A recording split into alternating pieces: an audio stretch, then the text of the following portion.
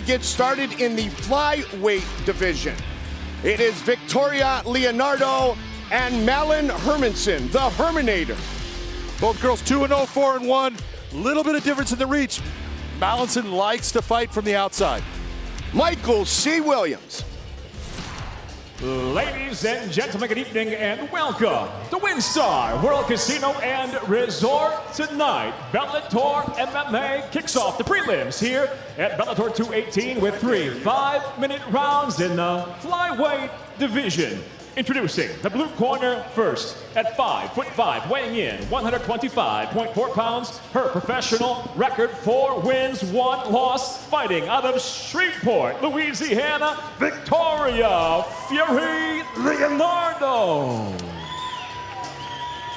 And across the cage, her adversary out of the red corner at 5'5", weighing in 125 pounds. As a professional, she stands at 2-0, fighting out of Örebro, Sweden, presenting Malin, the Herminator Hermanson.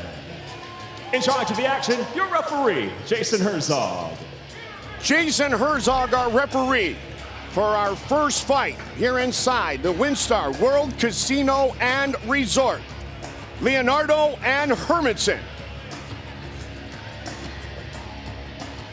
First round, fight, are you ready? Fight, are you ready? Fight! We are underway.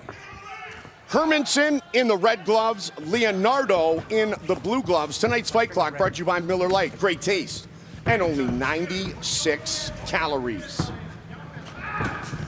Hermanson does like to fight in the stand-up. She likes to stay long, and you're going to see Leonardo trying to get inside of her. She's very aggressive on the inside. Leonardo has been very busy, John. Just fought 35 days ago.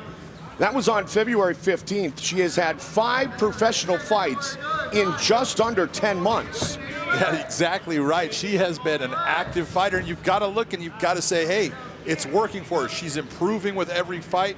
She's learning things, and she's proving those things inside of the cage when it counts. They clinch early. Fury, 3 of her 4 professional wins have come by rear naked choke, 2 of those in round number 1. One of the things that Leonardo likes to do, she likes to get little inside outside trips. Sometimes she'll actually reach down, ankle pick. She's very good up against the cage. Hermanson, the 29-year-old from Sweden.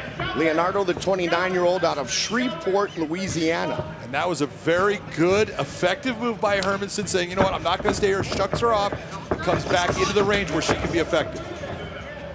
A lot of pressure early from Victoria Leonardo.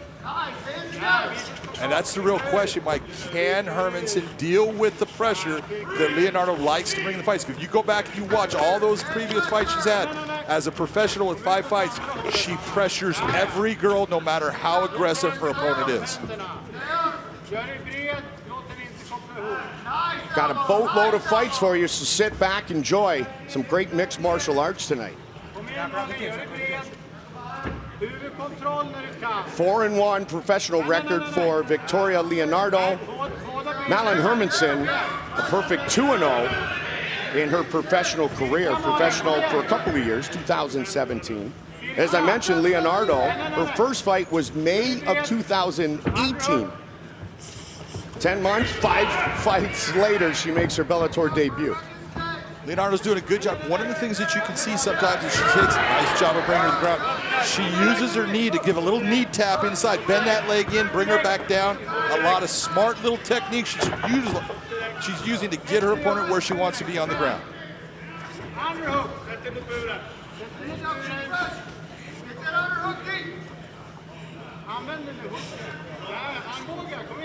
Inside the guard, top position.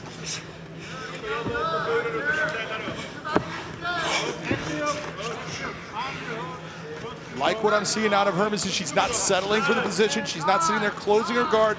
She's keeping an open guard, looking, nice knee shield inside. Right now, she's just looking for an opportunity to either reverse this position or start to swing into a submission. But she did let Leonardo just mount her, even though she's got her back up against the fence and she can get up at this moment. She needs to let go of that head. There she goes, now into a deep wizard.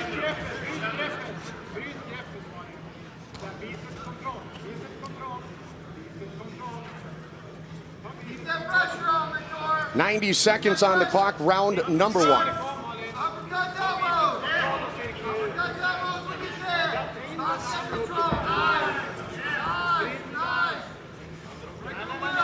Got her hands clasped. She's going to get that takedown again.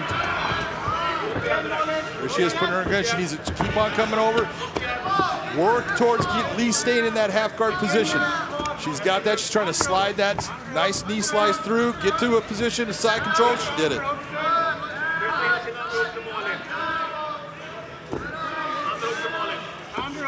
Side control this time, Big John. She's in side control. What she's trying to do is she's trying to slide that knee through to get to full mount. She just did it. When you're looking at someone who's working in that position of side control, sometimes you'll see them coming up on their legs because they're actually trying to bring that knee up on belly and slice it through just like Leonardo did. She's getting a little high there. She's going to end up underneath her because she overextended, got out of position, and instead of changing the position right away when she knew it was bad, she tried to hold on to it. That's not going to work for her. And gets reversed in the process. Don't forget, as I mentioned, she is very good with her rear naked choke. Going after an armbar right now. She's got it locked. Can she get it? It is all over! Another submission victory for Victoria Leonardo. Yeah, take a moment, Walter. So make it three rear naked chokes and 1 armbar in the career of Victoria Leonardo. And a very nice armbar, the way she set it up and the way she finished it. Take a look. When you see that angle change, look at how she's changed that angle. She's got that arm straight. Now it's a matter of extending the hips. Once she gets the hips extended, that arm is being torqued backwards. That is a bad feeling if you're the person on top. Getting that, Malin has no ability to stop with where her position is. She is stuck. Beautiful armbar by Leonardo. And John, one of the very impressive things about that sequence is you mentioned she somewhat lost the position that she was going for, but then made something out of the position in which she ended up in. And both girls, you know, the one thing I really like to see, neither one was ever going to settle for something they didn't want. And that's why you saw the scrambles she did. She made a mistake in trying to hold a position that was lost. Don't try to hold it, let go of it, move to a position that is better than where you're going to end up. She didn't do that, but then she did, off of it, move right into that armbar, and that's what got her the win.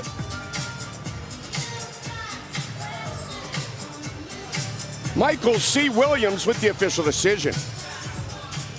Ladies and gentlemen, inside the Bellator cage, the tap comes by way of an armbar. Officially, 4 minutes, 49 seconds, round number 1. The winner by submission, Victoria Fury Leonardo. 4:49 of round number 1. Victoria Leonardo moves to 5-1 with another submission victory. And she leaves with her arm raised in her Bellator debut. Congratulations, Victoria Fury Leonardo. Now, 22-year-old against 29-year-old. Take a look at that age. That 22 is telling you how young he is, especially with already basically 5 professional fights, even though you're seeing 3-0. The 2 from China. What we have here is Ryan Walker needs to stay on the inside to be successful against Tokov. Michael C. Williams with the official introductions. For those joining us live around the world on the Bellator MMA Global app, we welcome you to the prelims here at Bellator 218 as we continue now to the lightweight division set for 3 5-minute rounds. Introducing the blue corner at 5'10", weighing in 156.2 pounds. His professional record, 8 wins, 4 losses. He fights out of Las Vegas, Nevada, Ryan Walker. And across the cage, his adversary out of the red corner at 5'10", weighing in 155.8 pounds, making his Bellator debut. He enters undefeated, 3 victories, no defeats, fighting out of Stanihosko, Russia, Vladimir Tokov. And the referee in charge of the action, Blake Grice. Blake Grice, our referee. Ryan Walker now representing Extreme Couture. Trained for many years at Gracie Baja Portland under Fabiano Scherner And Clayton Hires, of course, JLP's son in, against Vladimir Tokov of Team Fedor. Here we go. Uppercut early by Tokov in the red gloves, Walker in the blue. And our fight clock is brought to you by Miller Lite. Great taste. And only 96 calories. You saw Ryan Walker trying to come in really fast, getting inside and trying to get a hold of Tokov. Then Tokov basically did the same thing. This plays right into where Ryan Walker can be successful. Ryan Walker made his Bellator debut right here, July of last year. Fought Steve Cazzola. Lost his professional debut. That was back in 2014. Went on, John, to win his next 7 fights. He's got a very strong grappling game. When you look at his wrestling is strong, his submission game is good. Where he starts to get in trouble is when he decides to get into that stand-up brawl and start throwing haymakers at people. He leaves himself open and he can get clipped, and that's what happened with his fight that you're talking about earlier against Cazzola. Good takedown. Very nice. And this is exactly where he's strong. His grappling is good. He's got a good submission game. He's got good positional pressure. He knows what he's doing. He just needs to be careful as far as what you're seeing going after the arm right now. Tokov has got that arm locked, and he's got it in deep. So right now, Walker needs to keep that pressure down. Do not let him extend his hips. Tokov with 1 win by knockout, 1 win by submission, and 1 win by decision. Swing and a miss. Nice job of getting back to his feet by Vladimir. Vladimir Tokov, just 22 years old. Team Fedor and the Alexander Nevsky Sport Club. 3 men, including Valentin Moldovsky, on the card tonight. Out of Team Fedor. None of them did train with Fedor for their fights tonight. But there's always that Fedor culture when you train in Stadiasko. Yeah, they have something going there. And when you've got a mentor like Fedor Emelianenko, and you have someone that you can go to and say, what about this? What about that? And there's an answer that gives you such confidence that you're getting the right information and you're getting something from a guy who has been there, done that, and it just makes everybody in the group better and stronger. Moldovsky did not meet Fedor Emelianenko until he was 15 years old. Wasn't even thinking about MMA at that time. He was training in a championship, and all of a sudden Fedor was impressed, invited him. He said, I was very honored, and the rest, they say, is history. Yep. Tokov with a right hand. Big wizard right now. Yep. He had a beautiful jumping knee that almost connected. It just didn't land in the spot he wanted. It landed more towards the chest. But what Ryan Walker is doing, you're seeing right now that Vladimir is a little bit tired, and he's tired because he's got an adrenaline jump. This is a big stage for him. He is wanting to come out of here and do well, have a win, and so he's going to have to get himself back with that second win. And all that pressure that Ryan Walker is bringing, that is giving him problems right now. Still a hard wizard on top. But right now, Vladimir needs to collect himself, get his wind underneath him, set himself up. And if I was Ryan Walker, continue to bring that pressure. That pressure is what's going to keep him at a deficit and get you your win. John, when you were breaking down Anatoly's strengths, obviously one of them is his strength. He's also very quick. His stand-up can be ferocious as he digs to the body there. Yeah, the big thing that I saw out of Vladimir was he was very explosive, especially with his knees. He likes to do a lot of flying knees. He comes in, he'll do spinning attacks, but when he gets a hold of the clinch, he's very good with his knees inside and very good at bringing elbows.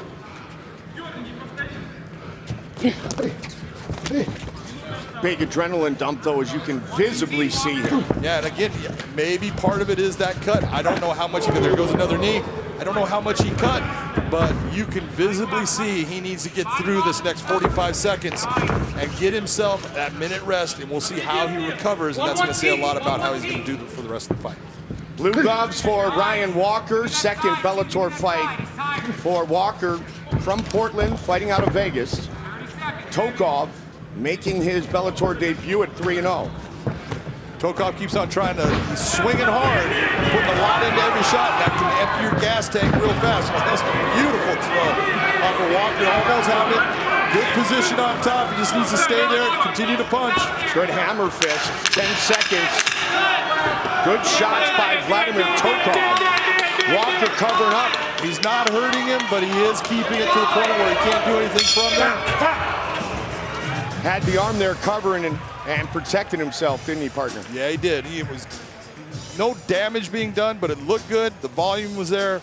Judges are going to like it. So did that just win the round for Tokov? There was a couple things in there that won the round for Tokov. He landed the best shot in the round that actually hurt Ryan Walker.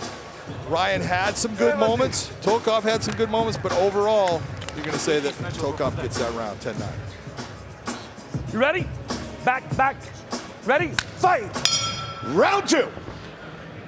Red gloves for Tokov. John gave him round number 1, 10-9. Ryan Walker tries to go to the body early with the left. He is in the yellow trunks and the blue gloves. That was a nice left kick that he landed to the body.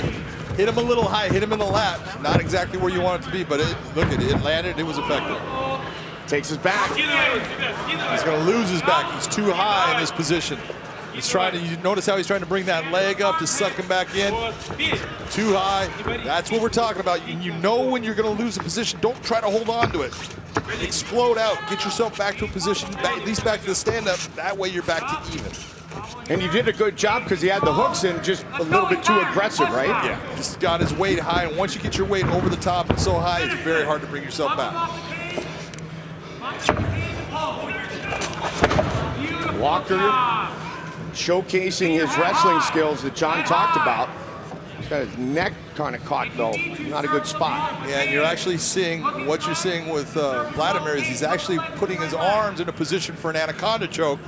I don't see him getting, as long as Ryan's able to control his body position, control those legs, that anaconda choke is not going to be effective. But it is holding Ryan in this position right now. Thank you. The featherweight division is on notice. Our main event tonight features the rematch between former title challenger Emmanuel Sanchez and former two-time title challenger Georgi Karakhanyan. Bellator MMA, live at 9 o'clock on Paramount Network. Head kick.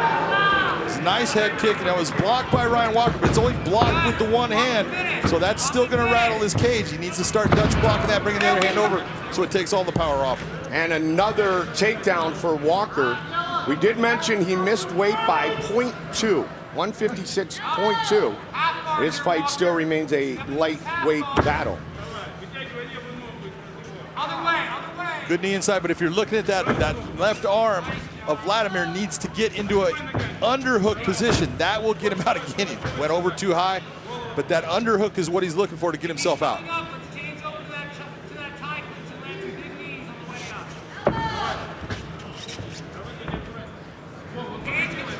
He's tired here, Walker. And he is visibly tired. You hear the corner of Ryan Walker saying exactly that. Ryan Walker looks a bit gassed. I was going to say, well, it's nice that he's telling him that he's gassed, but there's another guy in there, and he's gassed too. Both the guys have put a lot of effort out of here, and they're throwing. I would say that Vladimir is throwing too hard. He's trying to hurt his opponent with every shot instead of trying to touch his opponent. If you try to touch him, one of them is going to hurt. If you're trying to hurt him with every shot, you're going to gas. Mix things up a little bit. Pop, pop, pop, pop, pop, Yeah. boom. You know, sometimes it's the perfect equation is the Diaz brothers. You look at Nick or Nate, and you watch them. They don't hit very hard. Well, trust me, they're not hitting hard with every shot. But every now and then they lay one in there, and it hurts. And that's what makes them successful. Economy of motion. Exactly. You can write that down. I kind of like that. Yeah, you did. I knew you did. Almost like you've been there.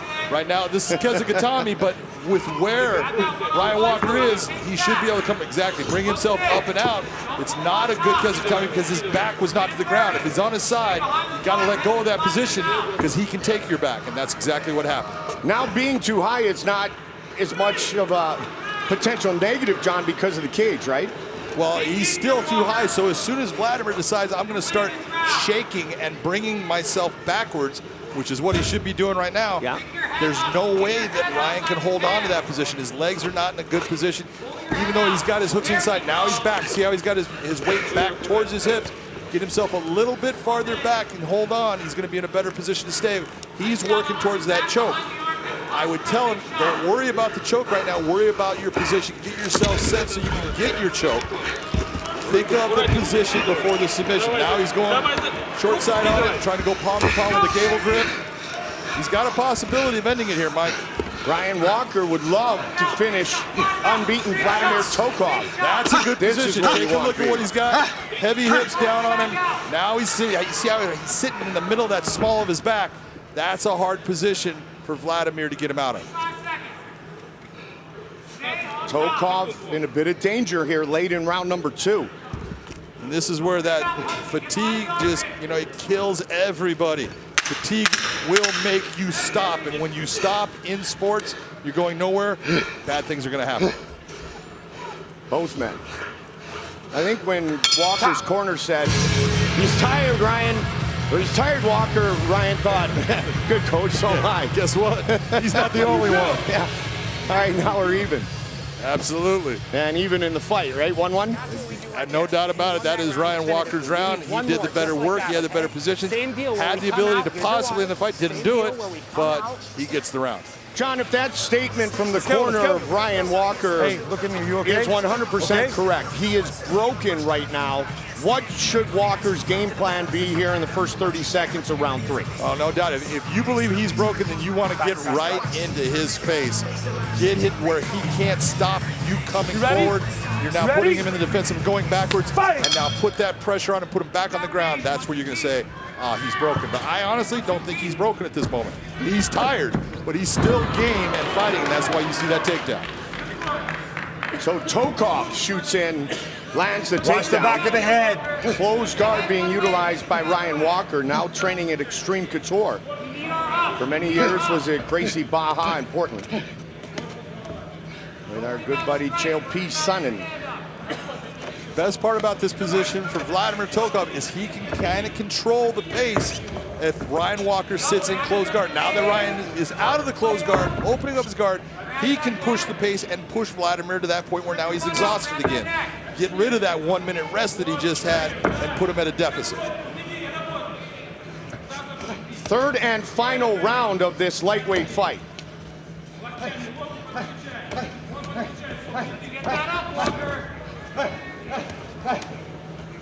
Vladimir needs to get that left arm out from underneath Walker. It's a bad position for him. He finally did it. You see him, his head is down low in the chest. That is telling you he's an exhausted fighter. He's fighting, but he is so tired. He's just trying to throw his arms to make it look like he's doing something. There's no damage. The guy who's doing the better work actually right now from the bottom is Ryan Walker, because at least he's landing with some elbows where none of the shots that Vladimir is throwing are actually landing with any type of power or doing any damage at all. It is worthy of note that Valentin Moldavsky, his teammate, John, his first fight in the U.S. was his Bellator debut. So take that into account with this 22-year-old, his teammate Vladimir making his debut in Bellator tonight. Travel has a lot to do with this. It is very difficult. People have no idea how tough it is to actually go from a country like, if you're living in Russia, especially Stary-Oskal, because you're talking about just to get to Moscow, it's a 12-hour train ride. There's so much distance and so much time wasted of you sitting or just standing, and it does take it out of you. It's something you have to learn how to deal with. At this point, his brother deals with it well. He's done it multiple times throughout the U.S., Japan, different areas. Vladimir, this is basically his first time of traveling so far, and it can have an effect on you in the fight. Looks like he's caught a second wind here, though, in round 3. Well, he's throwing again, but there's not a lot of power with it. And you're seeing that's why Blake Grice is saying, you know what you're doing is motion, but you're not trying to end the fight for me, and I want you to try to work towards ending the fight. Just past the midway point of this third and final round. You can see just on that shot was sloppy. There's no explosion. He's bending over at the waist, and that's just because he is a tired fighter. He got the takedown on Ryan, but there's a tight guillotine. That is tight right now. Ryan needs to hold that leg. He got his head out. Well, Tokov has done exactly what he has needed to do thus far here in round 3. He's been the aggressor. He's scored the takedowns. He's had the control. And this is, he needs to stay in this position right here. Get up on your feet, start landing shots. Exactly. At least give me 3 or 4 big shots coming. You want to come down, grab a breath of air, do that. But every now and then, I need you to posture up. I need you to stand up. I need you to get to 1 foot on him. Get yourself to a point where you can land punches that can do damage. 1:20 on the clock.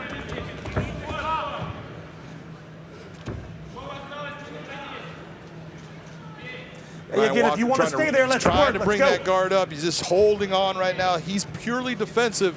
And so when you're looking at who's stalling the fight, it's Ryan Walker at this point. Trying to swing towards an armbar. He's not close to getting it.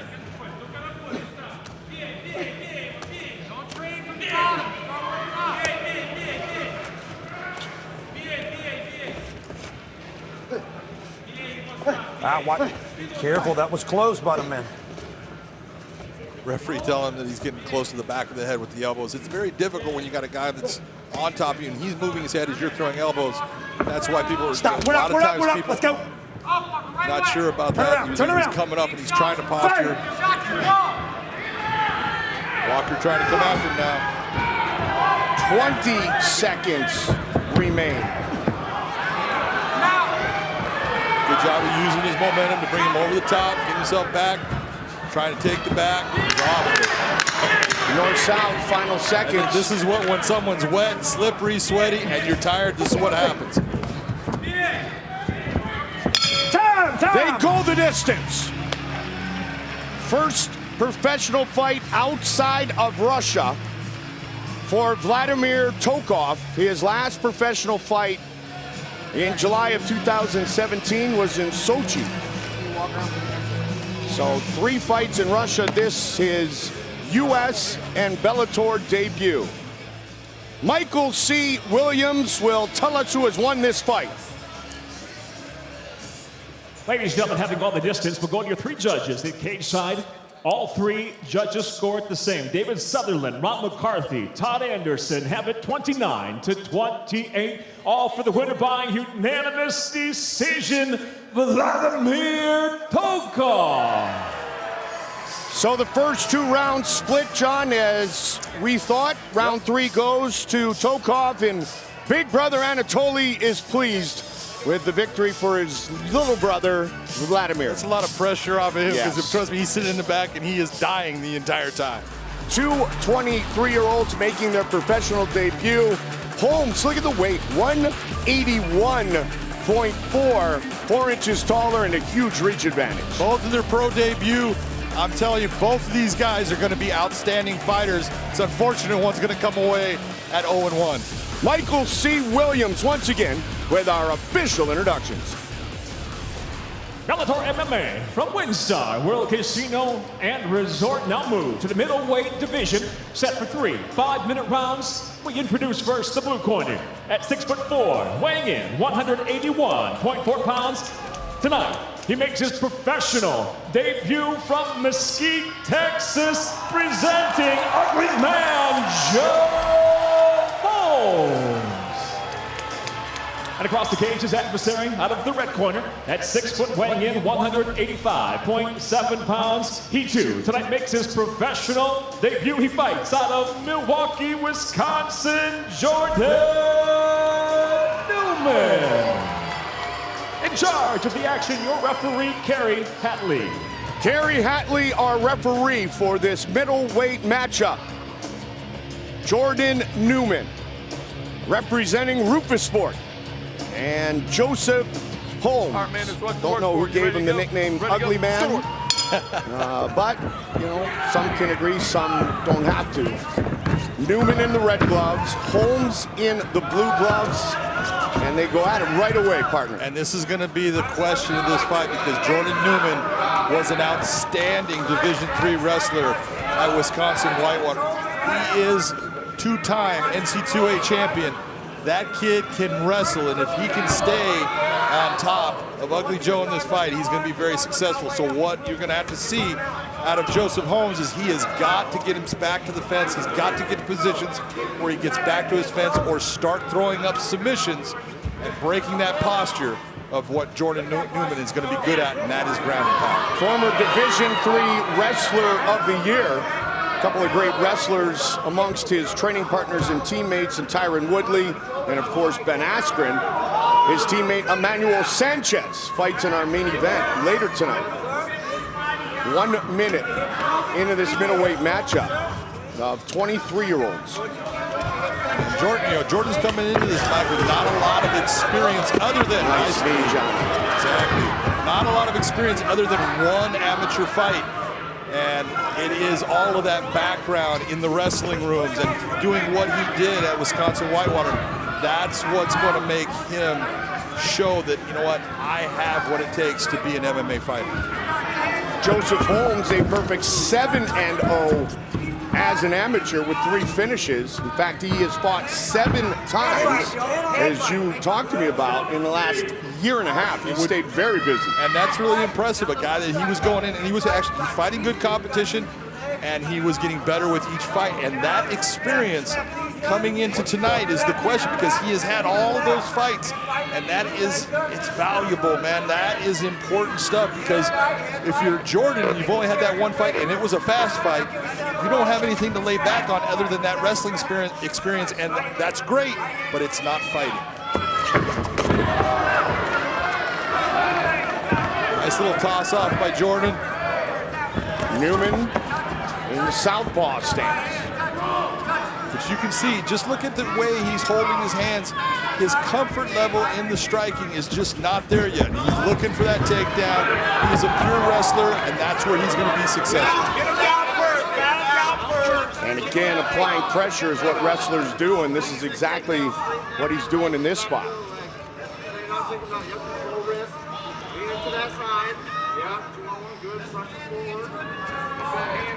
He's got a 2-on-1 with the hands. That's what's holding in that position with it. He's got a leg ride. We call it a Turk at times if it's on the ground. But what he's doing is he's putting weight. He's making Joseph carry that weight, and just carrying of the weight will lend to you getting more and more tired as the fight goes on, and then all that wrestling and that pressure just starts to build, and it's like a tidal wave, just keeps on flowing towards you. You can't stop it. Nice job of staying on his feet, though. Good takedown defense displayed there by Joseph Holmes. That head position for Joseph Holmes is going to be very important. He cannot let Jordan start to move his head and put his head high. If he does, he's going to end up getting put to the ground.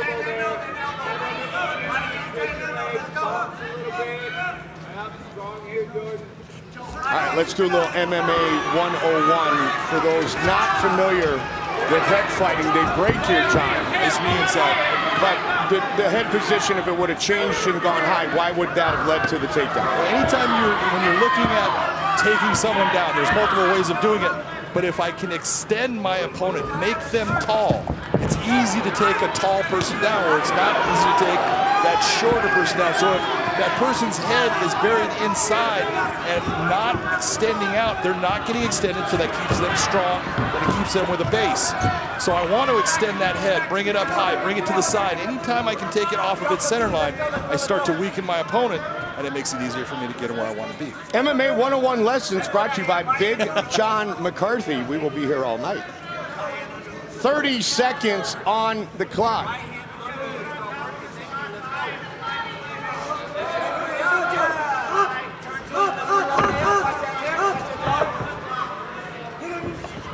Looking for a Darce choke here. Fairly tight. It's fairly tight. He's looking up there in position. And he can do it either from the top or underneath, so he needs to just start pressing down with his body. Bringing his knees up is not the idea. He wants to elongate himself. That'll bring more pressure. Good job by Joseph Holmes. Round 2 forthcoming. You take a look at what's going on right here. He starts to lock up, trying to go for the Darce. He's got it locked. But when you're seeing his legs stuck on the inside here, you're seeing he's be able to push him back.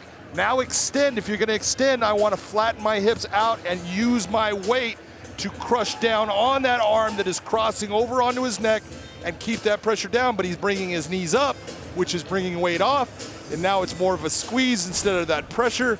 And that's why he's able to survive. Good job by Joseph Holmes to get himself out of there. Here we go, Red. Newman teammate Emmanuel El Matador Sanchez watching closely. All right, there we go. Round two, ready? The Pettis brothers, Paul Felder, Woodley Askren, and so many great ones trained under the guidance of Duke Rufus and Scott Cushman, Daniel Vanderlee, up in Milwaukee, Wisconsin. Duke, former kickboxing world champion. So it's just right there what you're seeing. Jordan doesn't have that nice smoothness in his stand-up at this point, and it's because of his footwork. He doesn't have that knowledge base that he can just slide his feet and move himself where he needs to be. And exactly what you're seeing Joseph Holmes do. Stay in this position and pick your shots. Don't worry about landing a lot of shots, but keep stepping to the outside. If you step your left foot to the outside of Jordan's right foot, that right hand's gonna land just like it just did. John, we had coming in Jordan Newman as an orthodox fighter, but as he gets some punishment from Holmes right here, a lot of times we'll see wrestlers switch their stance because that's the way that they shoot for a takedown. That may be contributing to what you're talking about, where he looks a bit uncomfortable because he's trying to go southpaw, but really he's trying to set up a takedown. Exactly. You're exactly right, Mike. You're reading it perfectly. It's a matter of he grew up with a takedown where he would bring that right foot forward, and that's how he would wrestle. And so that's where he's comfortable at, even though he's not comfortable in that way with his stand-up yet because he's only been doing it for a short amount of time.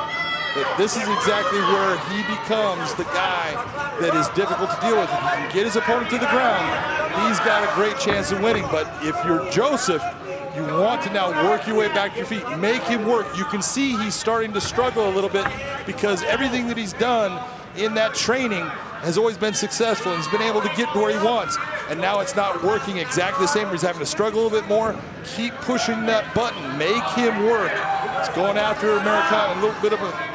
He's got his arm laced through. It's not going to be anything with a Kimura yet. Not in the right position. Now he gets that wrist up. He has the ability to get it, but with that 2-on-1 right now is more a wrestling maneuver than it is a submission hold. Holmes, with good credentials coming in, ranked as the #1 amateur fighter, both middleweight and welterweight in the Southwest. Here in the U.S. as we reach the midway point of this 3-round fight. And Holmes is back up. Notice the head position of Holmes. Look at who's starting to control that head position. And this is, look at, Holmes is not near the wrestler that Jordan is, but he's an MMA fighter. And what I really have right now is I have a guy who's starting to revert back to being a wrestler and a pure wrestler instead of an MMA fighter, and he's fighting a guy who is fighting like an MMA fighter. But you said coming in, there's a huge difference in the experience between Jordan Newman and Joseph Holmes. And that's exactly what you're seeing play out. It is that experience. Even though they're both pro debuts, one in looking at Joseph Holmes has had a lot of experience in the amateur ranks, and all of that experience is starting to show. Holmes starting to get light on his feet. Boom, flowing down. He has that. There's ability for him to close out if he can squeeze. No.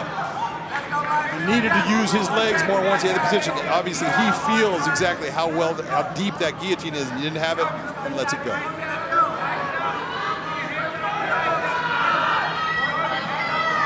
Certainly this style of fight being utilized by Jordan Newman takes away the 4-inch height and 6-inch reach advantage. Doesn't say the least. Does not matter how tall someone is when they're on their back. You could have Shaquille O'Neal out there. He is very short at that moment. And that's one of the things that ground fighting does. It limits those things that, you know what, God gives you certain qualities and you can take them away by putting someone on the ground.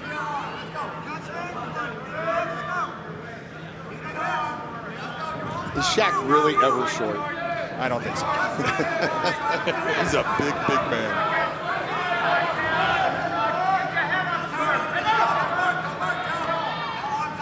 But you can see in this one, look at what's happening. Jordan is now wrestling. He's not going after submissions. He's not punching. He is holding on and he's wrestling. And that is something that happens when you get put in a position where all of a sudden the guy doesn't fold. He doesn't crush to that pressure that you have. And you're getting tired, and now it's like, ooh, I'm on top, I'm safe, but you're not fighting now, and that can keep you from winning the fight. The longer this fight goes, the better it is for Joseph Holmes. Well, we know one thing, it's going to round number 3. And look at them both get up. Look at how they get up and look at them mock. That's telling you something right there. Coach Cush, Scott Cushman leading the corner of Jordan Newman. Jackie used to always tell me, hey, Woody, I want to fight MMA. I want to fight Hong Man Chile. I want to fight him. Fight him, make a call. Hard to go in round Well, three. both 7 foot, why not? Exactly. He goes, I'm going to let him live in my house. I'm going to live in his house. Never going to fight. It's not a bad sacrifice. Not a bad one. Not a good one either. I left myself wide open for that. Third and final round. Pro debut for Jordan Newman and Joseph Holmes. Red gloves for Newman, blue gloves for Holmes. How about your scorecard, partner? You know what? That second round, we were talking so much, and it's a matter of Holmes landed the better strikes, obviously. Newman had the better wrestling. He had the takedowns. It's a question on what are the judges going to look at as far as what are they going to give credit to. Normally, I give it to who did damage. And I'm looking for the damage, and to me, Joseph Holmes actually did the better damage. So I'm going to say it's 1-1. I want to see who wins this round to win the fight. Good start thus far for Jordan Newman. Very good. He needs to just settle his hips back. Don't look to get that hook right now. You're too high. You're going to end up too high, so set your hips back. And don't worry about it. You're a good wrestler. You know what a hip ride is.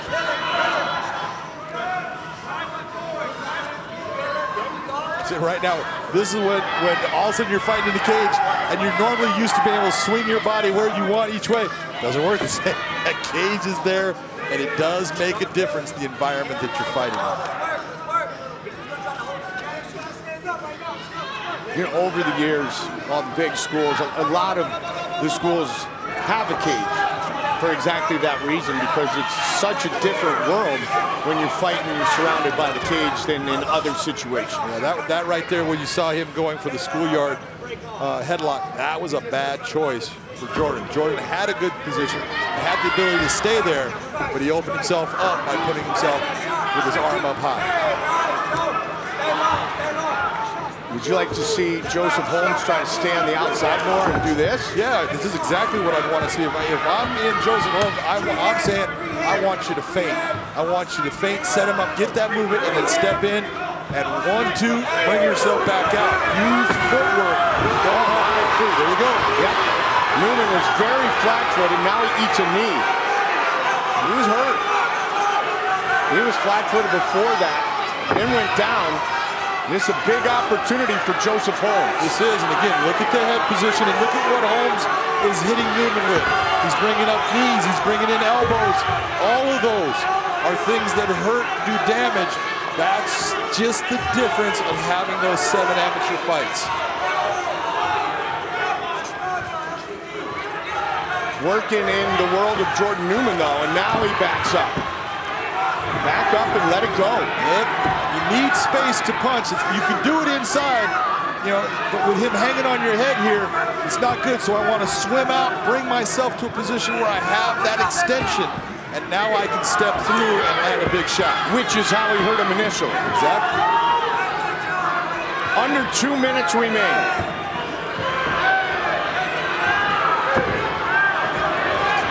You can see the reach difference when Newman tries to throw. Yeah.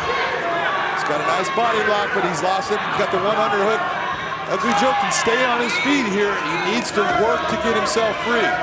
Get that underhook right now with his right arm, or at least push it off the bicep. You let Jordan get the underhook. He had the ability to get out from there, and he let it pass by. It's so easy to sit on the outside and say this because you're not tired, you're not breathing hard, you can't feel it. It's easy to say. But when you're on the inside and you have these opportunities, and he had an opportunity there, he hurt him, you've got to do something to make that happen. Side control for Jordan Newman. Big takedown here late after he was rocked earlier in the round.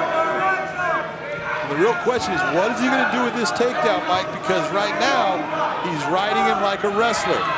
So he got the takedown. That's good, but you're not doing any damage, so you're not doing anything with it. So so all the judges are going to look and go, you took him down, but you didn't do anything with it. That's going to end up having you lose the round, even though you were in the top position. I mean, on your damage meter, round 2, as you mentioned, to Holmes, and I'm going to guess round 3 so far to Holmes. Look who hurt who in the round. Yep. It's all about ending the fight. You've got to work towards ending the fight, and by hurting someone, you're working towards ending the fight. By out-grappling them, but doing nothing to damage them, all you're doing is controlling. That's one of the last things that's getting credit for. Striking, grappling, aggression, and cage control in that order. Look at the big brain on you, baby. There's a lot of unneeded stuff in there, some cobwebs, but once in a while it works. Ugly Man Joe. Joseph Holmes and Jordan Newman go the distance. And when Joseph Holmes was able to sit down and be a striker, he was successful. And look at that nice stiff jab straight down the pipe. Right hand, just clipping him off to the side. Not exactly where he wanted it to land, but looked good enough, and then moves his feet to get out of range. That's what was making him successful, and that's why he ends up diving off. It's the shot actually made his body work a little way. He's not really hurt, but he can't move his body in the normal fashion. He's feeling a little stunned off of it. That's what happens when you get hit. Judges have rendered their decision. Here is Michael C. Williams. Ladies and gentlemen, for the decision, we'll go to your three judges at cage side. Your first, Judge Todd Anderson, scores it 30-27, while judges Michael Bell and David Sutherland both see it the same, 29-28 for the winner by unanimous decision, Jordan Newman. The veteran, John Macapa, 21 career victories. His opponent is the hard-hitting hillbilly, Kevin Croom, with 18 career wins. Got a big height advantage with 5'11" to 5'7", and a big reach advantage. Croom needs to keep Macapa from getting inside and landing with that power. Michael C. Williams. Ladies and gentlemen, tonight here at Bellator 218, we go to the featherweight division. Set now for 3 5-minute rounds. We introduce first the blue corner at 5'11", weighing in 145.1 pounds. His professional record, 18 wins, 11 losses. He fights out of Kansas City, Missouri. Kevin, the hard-hitting hillbilly Croom. And across the cage is adversary out of the red corner at 5'7", weighing in 145.9 pounds. As a professional, the veteran brings 21 victories, 4 defeats, 2 draws, hailing from Macapa, Amapa, Brazil, presenting John Macapa. And the referee in charge of the action, Jaron Villel. Jaron Villel, our referee, a happy belated birthday to our buddy Jaron Villel. He is now 73 years old. Fighter. He looks it. John Macapa, Kevin Croom. Here we go. Red gloves for the veteran John Macapa. 8th Bellator fight. Kevin Croom in the blue gloves. Tonight's fight clock brought to you by Miller Lite. Great taste and only 96 calories. Yeah, Kevin Croom is coming out. He's squatting down. He's getting low. That is not what he needs. He wants to keep at length. And if he allows John Macapa to get his feet set and if he comes into him, John Macapa's got a lot of power in both hands. He needs to be careful with what he's doing and try to keep him to the outside. Utilize that jab just like he's using right there. And use those kicks to set him up. Macapa has yet to earn a finish inside the Bellator cage, and he just got rocked. Croom pushing forward now. Kevin Croom took this fight on late notice, replacing Georgi Karakhanyan, who was moved up to our main event of the evening against Emmanuel Sanchez. This little time right here, this is good for John. He's able to recover from that shot. He's got double unders on him. Croom should be taking and shucking those arms through. He doesn't want to be on that outside with the arm up high. He's not going to do it. There you go. Get the arm to the outside there. Step over. As they tangle, Ashley Grimshaw, unable to fight. Hurt a couple of weeks ago. So Georgi Karakhanyan moves up to the top spot, and Kevin Croom gets an opportunity to fight for the second time in his Bellator career. How about this, John? The first time he fought in Bellator was Bellator 26, August of 2010. By the way, he won that fight by rear naked choke. Oh, that was a big knee inside he just took. That was straight to the ribs, coming up. That hurt. Right now, you're seeing a difference in strength level. Makapa is able to move him where he wants. He's controlling with those inside underhooks, and he's able to just do what he wants right now. Other than the big shot that he did take, he's recovered from it. And he's back to being the guy who's starting to control the fight. Brazilian Jiu-Jitsu black belt for Makapa was earned back in 2012 in his homeland of Makapa, which he represents with his last name, John Teixeira. Real name, he goes by Makapa, as many of the Brazilians do. Nova União, and his home in Makapa is where he trains. For Andre Pederneiras, though, he's opened his own training center. Think about the guys that Makapa is training with. Dantes, Jose Aldo, all these killers. He is training day in and day out with guys that are just absolutely top of the food chain. Baby BJ Penn was there for about 6-7 weeks. Don't forget, once again, it's the rematch between the former title challenger, Emmanuel Sanchez, the former two-time title challenger, as we mentioned a moment ago, and right from there, Georgie Karakhanyan. Bellator MMA is live at 9 o'clock on Paramount Network. I like how Makapa reached to connect with that right hand, John. Yeah, both of those hands are starting to land with some power. He hit him with a right-left combination, then that right hand straight through. Kroom needs to pick his head up. Do not duck your head down. You're going to end up seeing something coming up that you're not going to be able to move away from. There it is. That uppercut coming inside. Quit dropping the head. You got to keep the head up so you can see exactly where you're at, where your opponent's at. Kroom is starting to take too many big shots, and this is where Makapa is strong. He has got power in both hands, and if he can set his feet and throw, he's hard to deal with. Fourth fight for Makapa here at the WinStar World Casino and Resort. We are here for our 19th time. 20 times Mohegan Sun has hosted Bellator MMA. Makapa was stopped for the first time in his career last time out in what was his 27th professional fight, knocked out by A.J. McKee, trying to rebound from that defeat. That was something he was definitely not expecting. He was expecting to have a very good performance against A.J. McKee. A.J. just came out, he was unorthodox to him, and as Makapa started to open up and trying to land the big shot, A.J. McKee, he's got all the tools. He is a hard man to deal with, and you're going to see him fight for that title soon.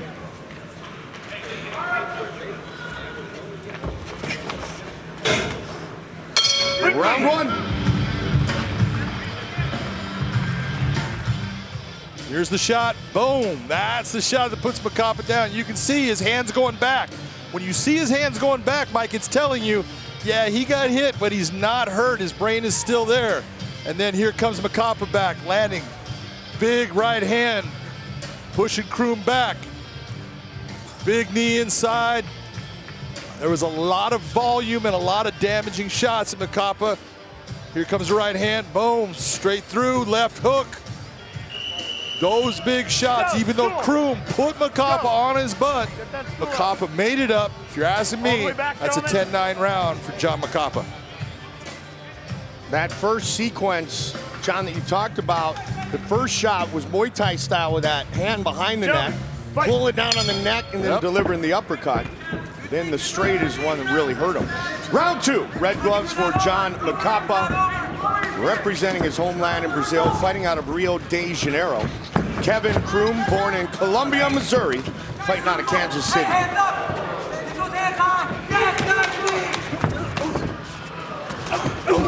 39 combined career wins for the 31 and 32-year-old battling here tonight.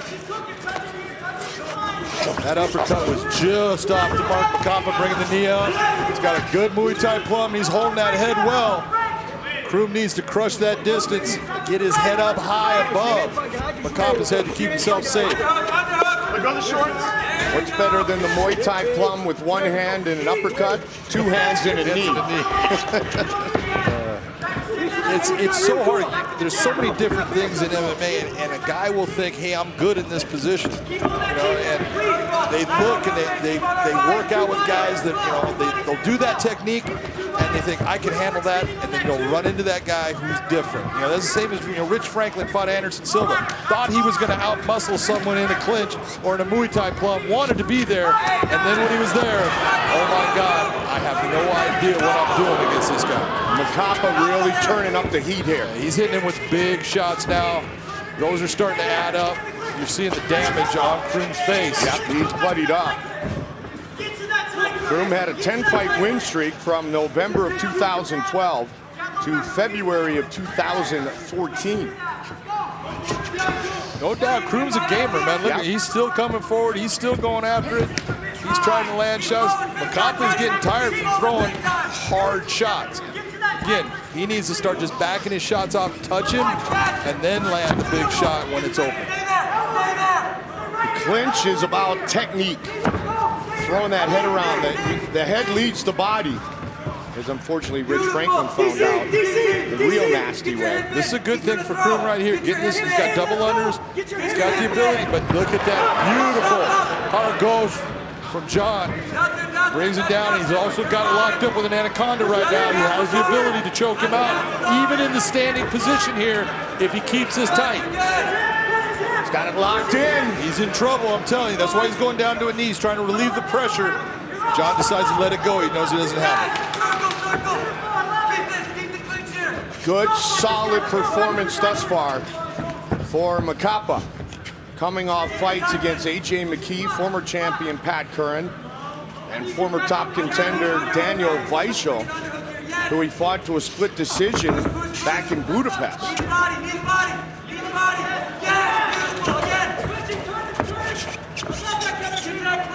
The biggest difference is you're looking at this, they both have this Muay Thai plum they're going after. Makapa's back is straight. His ability to hold that plum while his back is straight, even though Kroom's got the plum, he's not putting the same pressure. When you're seeing Kroom have the plum put on him, he's bending at the back. It takes a lot of strength to hold himself in that position. That's the difference that you're seeing between the two.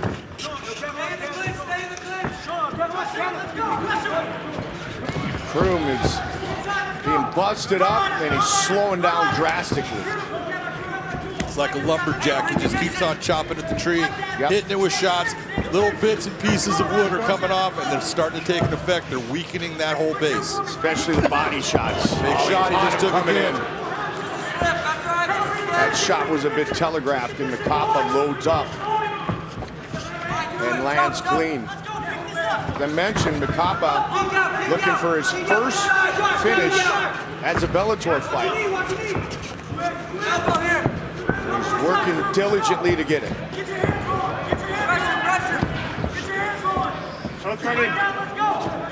45 on the clock here in the second.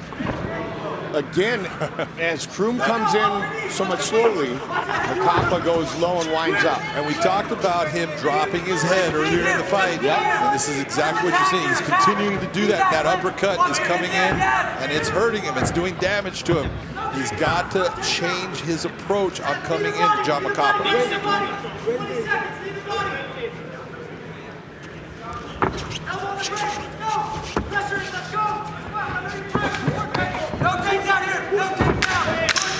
Final seconds of the second.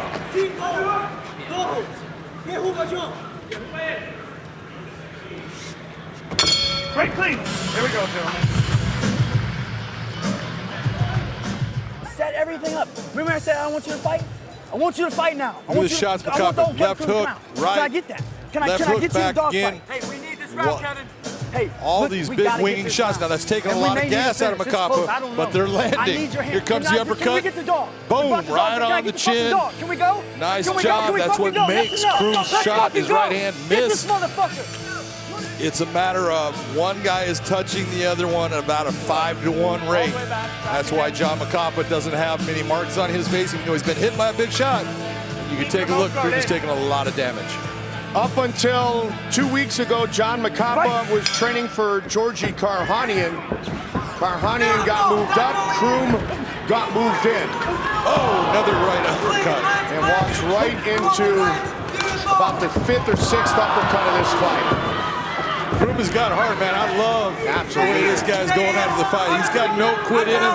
His corner, James Krause, still, do you want this fight? He's sitting there shaking his head, yes, and he's proven it by everything he's trying to do.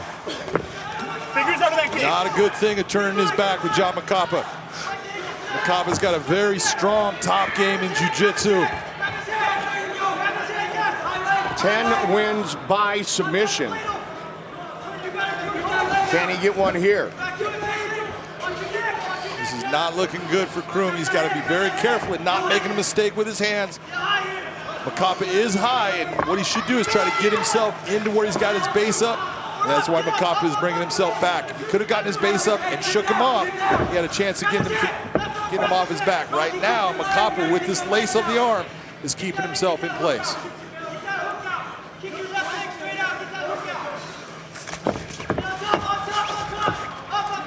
Kroom has been stopped in his last 5 setbacks. 3 by submission.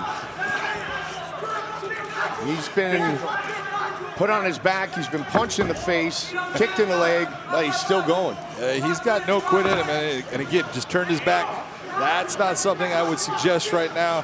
Makapa is still high. He's getting a little bit too high on him, and that's giving Kroom the ability to try to control the hands and get him off. Kroom is at that point where now the gas tank is near the end. He doesn't have a whole lot left in it, but Makapa is tired too, and he's just trying to control hands right now. But Makapa can he's in a seatbelt position, bring that arm just like it is. All he's got to do is go to a gable grip. He doesn't even have to lock it in. He's going to be able to get a choke. See if he can get it here. And he's out. John, you said you've seen Kevin Kroom in armbar situations that have his arm bending the wrong way, and he didn't tap. Oh, no. Look at, there's no doubt Kevin Kroom is tough. He's got no quit in him. You know, when your arm is bending in a rainbow the wrong way, anyone can see that's painful. When a guy sits there and goes, nah, I'm fine. A la Hoist Gracie against Matt Hughes long ago. You look, you go, okay, I know you're not fine, but man, you're tough. I think of Dan Hardy and George St. Pierre. Yeah, exactly. He became Gumby, not Jeremy Horn that night. Past the midway point, 3rd and final round. And what you're seeing out of Makapa is Makapa's tired, so he's just getting into these ride positions, holding on, letting time go by because he's not getting hurt, and he's controlling the fight. He's not into trying to end the fight at this point.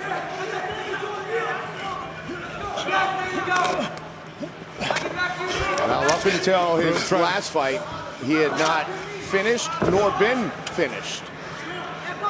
Finished by A.J. McKee. Here's a bad position. Can he get a finish here, John? Look at the hips into the middle of his back, heavy. Good job by Kroom to get back to a base. He needs to keep that base. Watch the hands, don't let the arm come across. It's already there, so he's just got to be sure that if that other hand does not lock it in.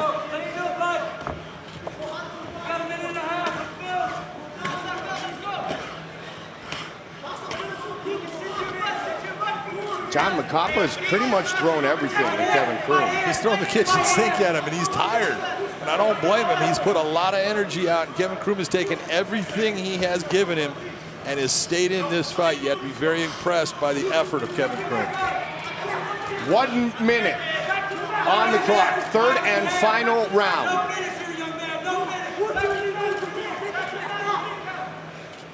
Fighters right in front of our broadcast position.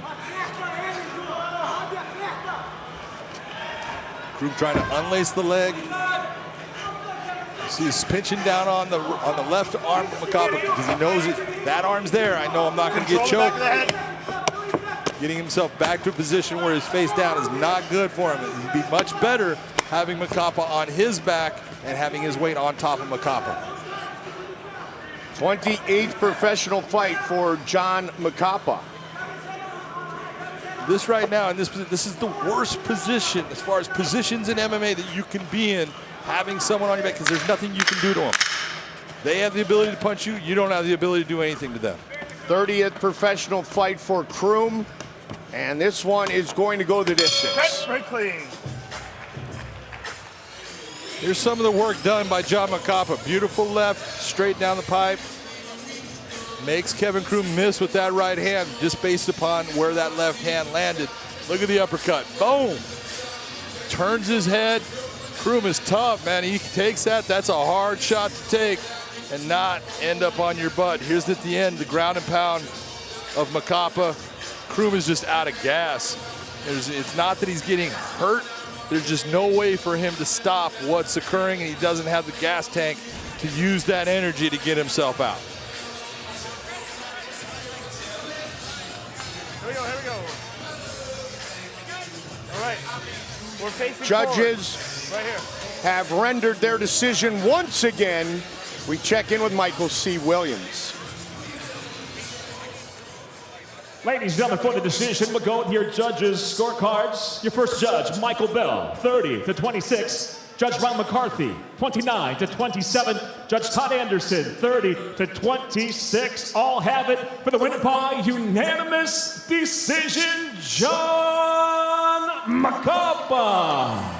John Macapa snaps his 3-fight losing streak, wins by unanimous decision, the 22nd victory of his professional career. 5, our Tale of the Tape, brought to you by Tom Clancy's The Division 2, available now. Johnny Eblen is 4-0. Chancey Southworth with 9 career victories. Both men, John, 27 years old. Foxworth has got a lot more experience, but Eblen comes from a wrestling background, was a wrestler at Mizzou. He is a very good young fighter with a lot to prove tonight. Once again, Michael C. Williams with the introductions. And now once again from WinStar World Casino and Resort, Bellator MMA features the middleweight division. Set now for 3 5-minute rounds, introducing the blue corner at 5'11", weighing in 185.9 pounds. His professional record, 9-7. He fights out of Hot Springs, Arkansas, Chauncey the Machine Foxworth. And across the cage, his adversary out of the red corner at 6'1", weighing in 185.5 pounds. His professional record early on stands undefeated at 4-0, fighting out of Kansas City, Missouri, Johnny Eblen. And the referee in charge of the action, Jason Herzog. Jason Herzog, our referee. Middleweight matchup between Jeblin and the Machine. Jeblin. Johnny Eblen. And we're going with Jeblin. First round, buddy, you ready? Buddy, you ready? Right. Here we go. Tonight's Fight Clock brought to you by Miller Lite. Great taste and only 96 calories. Johnny Eblen is in the red gloves. Chauncey Foxworth in the blue gloves. Johnny Eblen is a very aggressive fighter. He was aggressive as a wrestler at Missouri, and it has just carried over into his MMA. All of his amateur and his pro fights, he is a guy that he likes to get after, he likes to get in your face, and he likes to create a pressure that breaks you. And he would like to be, John, as you pointed out, the next great mixed martial artist who wrestled at Missouri. One of them is a 3-time champion in the Bellator cage. His name is Iron Michael Chandler. Absolutely. Beautiful body lock takedown by Jeblin there. You look at what Johnny Eblen is able to accomplish due to his ability to base and control, but he has turned into a guy that his stand-up has gotten very good. And you talk about all the guys at Mizzou, you got Ben Askren, Tyrone Woodley, and Michael Chandler. That's a nice compliment. And if you can even come close to what those guys have accomplished, you're going to have a heck of a career. Are they going to replace those Randy Couture's, Johnny Hendricks, and Daniel Cormier's from Oklahoma State? Or is Mizzou the next generation? I'll tell you what, Mizzou's got something going, man. Nice elbow inside by Johnny Eblen. Of course, Ed Ruth and Phil Davis probably wanted to say something about that. Heavy kick from Chauncey Foxworth, fighting out of Hot Springs, Arkansas. Mike Brown, Dean Thomas, James Krause listed as the coaches, trainers for Johnny Eblen. trains down in South Florida at American Top Team and at home in Kansas City, and he just rocked Foxworth. Foxworth doing a good job of keeping himself under composure. He got rocked. Getting himself back to that over-under. Gives all the cobwebs out from a shot that hurt him. Eblem, on your scouting report, partner. Very aggressive, big right hand, and we've seen both of those so far. Yeah, and the one thing I'm seeing, he's starting to really utilize those elbows. When he gets in that clinch, he's willing to separate, to throw that elbow. That's starting to show an evolution in his fighting ability and his technique, because most times a wrestler gets a hold of you, gets his hands on you, he doesn't want to let that go. And Johnny Eblin is now starting to get to a point he's letting it go so he can land that strike and do damage to his opponent. Good pace to the start of this fight.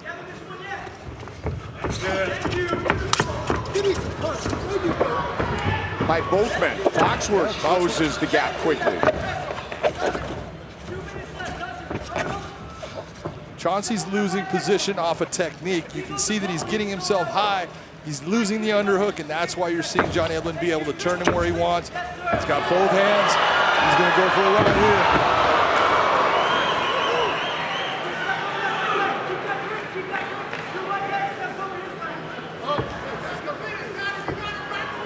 Chauncey needs to be very careful. He doesn't allow Eblin to take his leg and stick it over the top and end up getting his back while he's working to hold on to that Kimura grip. Keep rolling.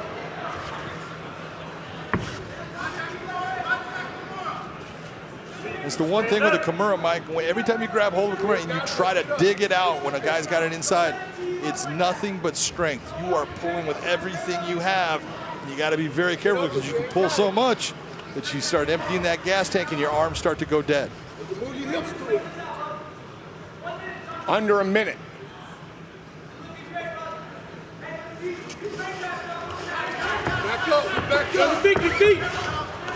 Nice job by Chauncey to try to work himself back to his feet. He's not there yet. He's almost. Johnny Eblin brings that leg right back on top. Right now, Chauncey needs to keep Eblin's head down. Okay, he's going to pull him away from the fence. Don't let him get your back off of the fence. That fence is your friend. Now it's not. Nice mount position by Johnny Eblin. Can he get a finish here with 20 seconds on the clock? Bucked off nicely by the machine, Chauncey Foxworth. Good use of the cage, taking and wall walking to get himself over.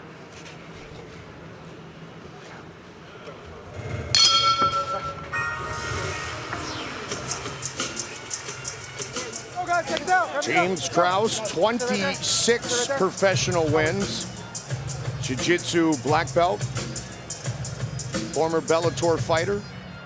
You know, Jiu-Jitsu black belt, this is a guy that started out as a pure kickboxer and then said, you know what, I need to get better, and became a very good MMA wrestler and an outstanding submission guy. James Krause is the real deal when you talk about being a martial artist. Round two. Chauncey Foxworth, the machine, making his Bellator debut in the blue gloves. His opponent the same. Johnny Eblin making his Bellator debut. He is in the red gloves, round one, partner. Round one definitely goes to Johnny Eblin, no doubt about it. Johnny Eblin does the same type of kicking attack that Matt Hughes used to do. He likes to take that step to the outside, bring the leg across. Matt Hughes became famous for doing that against Hayato Sakurai.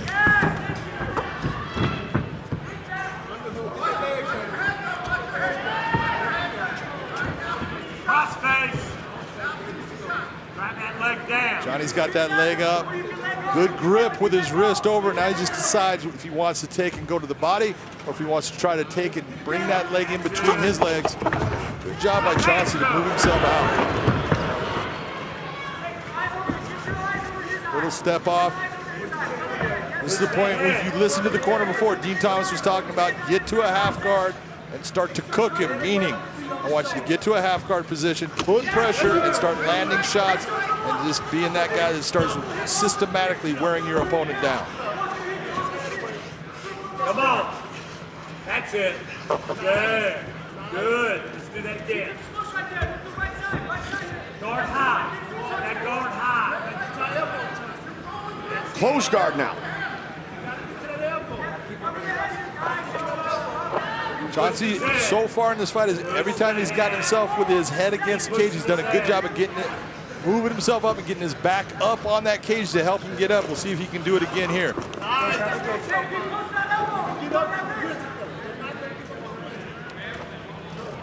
Johnny Eblen wrestled at Missouri, 87 collegiate victories. High school champion his senior year. Started wrestling at age 4. 4-0 as a professional with 4 finishes. 3 by knockout, 1 by guillotine choke.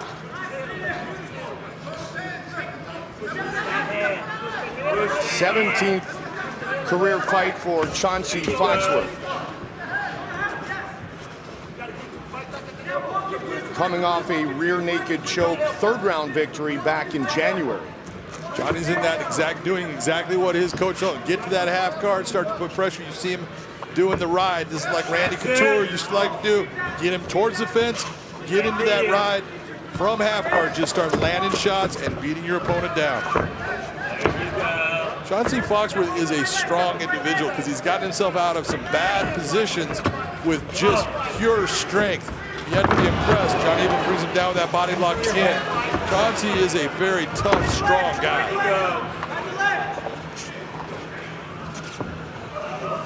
Jeblin, his nickname, really keeping the pressure on Chauncey Foxworth here in round number 2 with under 2 on the clock.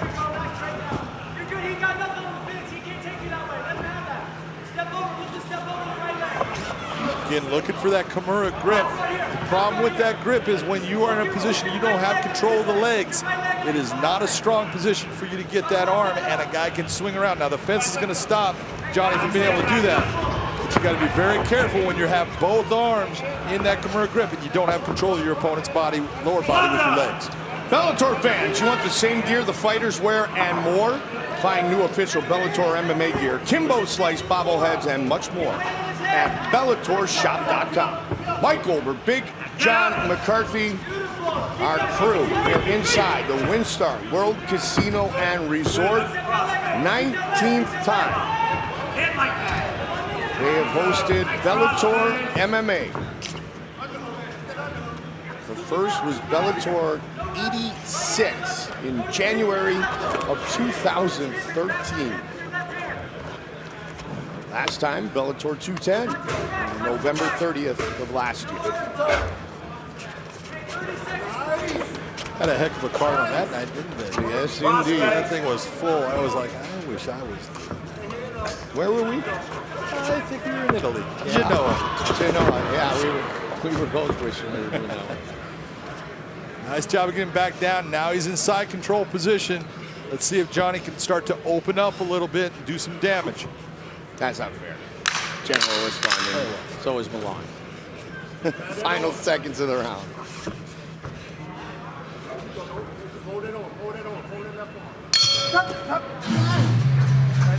Third and final round. Chauncey Foxworth, he's going to have to do something special in this round if he wants to win this fight. Down 2 love. Red gloves. 4-0 Johnny Eblen. Fighting out of Kansas City. Trains an American Top Team under Mike Brown, Dean Thomas in the crew. Trains at home in Kansas City. Glory MMA with James Krause. Chauncey Foxworth trains out of Hot Springs, Arkansas, Off the Chain MMA. Timing is everything. Just did that just a little bit off. Johnny gets down into his legs. He's going to get him down to the ground here. You'll see him pull those legs out towards his hips.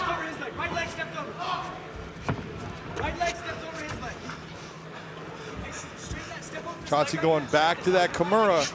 But again, look where his hand's at. It's on his forearm. It's not going to do anything from there.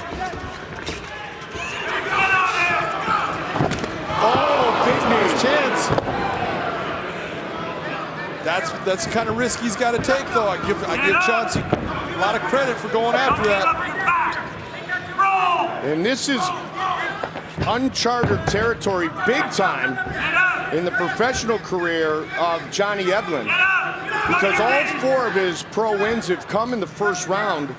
His, I will say, 2 longest fights were both 2 minutes and 21 seconds. So he's got a 101, a 137, and 2 finishes at 221. He did go the distance a couple of times as an amateur, but this is the first time he's gone this deep in a fight as a professional, John. No, this is good for him, and he needs this. But one thing you got to look at what he's got with his left arm. Right now, Johnny has the arm of Foxworth in a position where he's laced it in and he has no control of his left arm. Johnny can open up. If he takes that right hand that he has, he can open up with punches. Move your hips, nigga. You just let go of it. Come on. Guys, we gotta work on this game.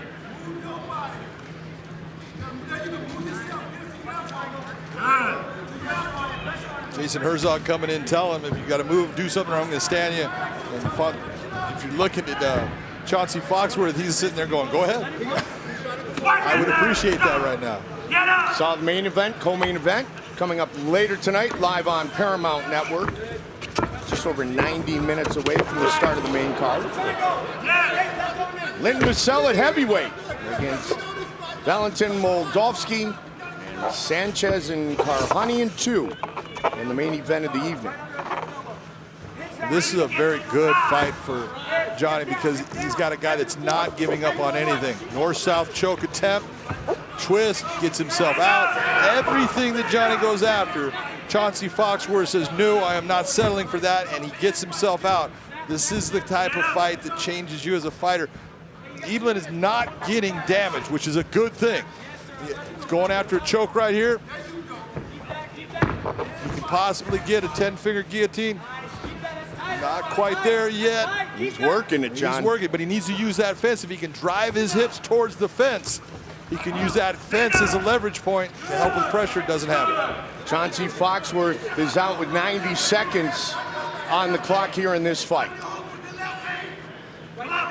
Very impressed with the effort that Foxworth has put out as far as not allowing things to just settle. Every time that Johnny puts him in a position, he fights his way through it. He gets himself to a better position. And that takes a lot of heart and a lot of desire to do, and it is making Johnny work very hard in this fight, something he hasn't had to do in any of his previous 4 professional wins. Another takedown for the Missouri wrestler.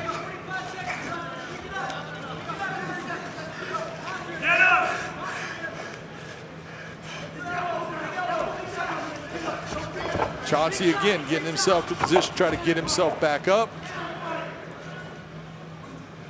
Eblen's now getting to the point he's starting to do a ride, just, you know, get myself a nice gable grip around his waist. He's not going to go anywhere. Got my leg laced through. I'm just trying to hold on because I know this fight is getting close to the end, and I am tired of trying to put this guy in a bad position because he keeps getting out.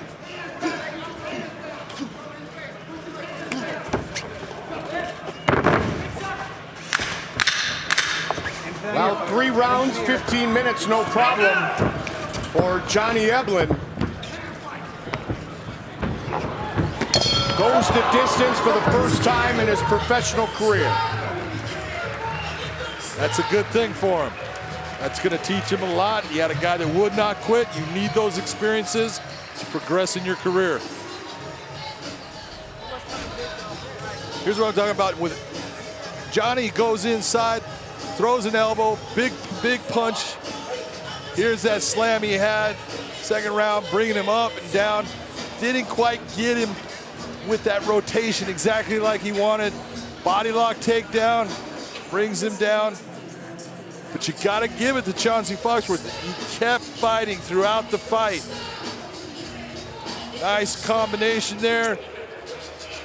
Here's your flying knee attempt. You can see it hits, it just doesn't hit in the knee. It hits him with the thigh. That's why it doesn't put Johnny down.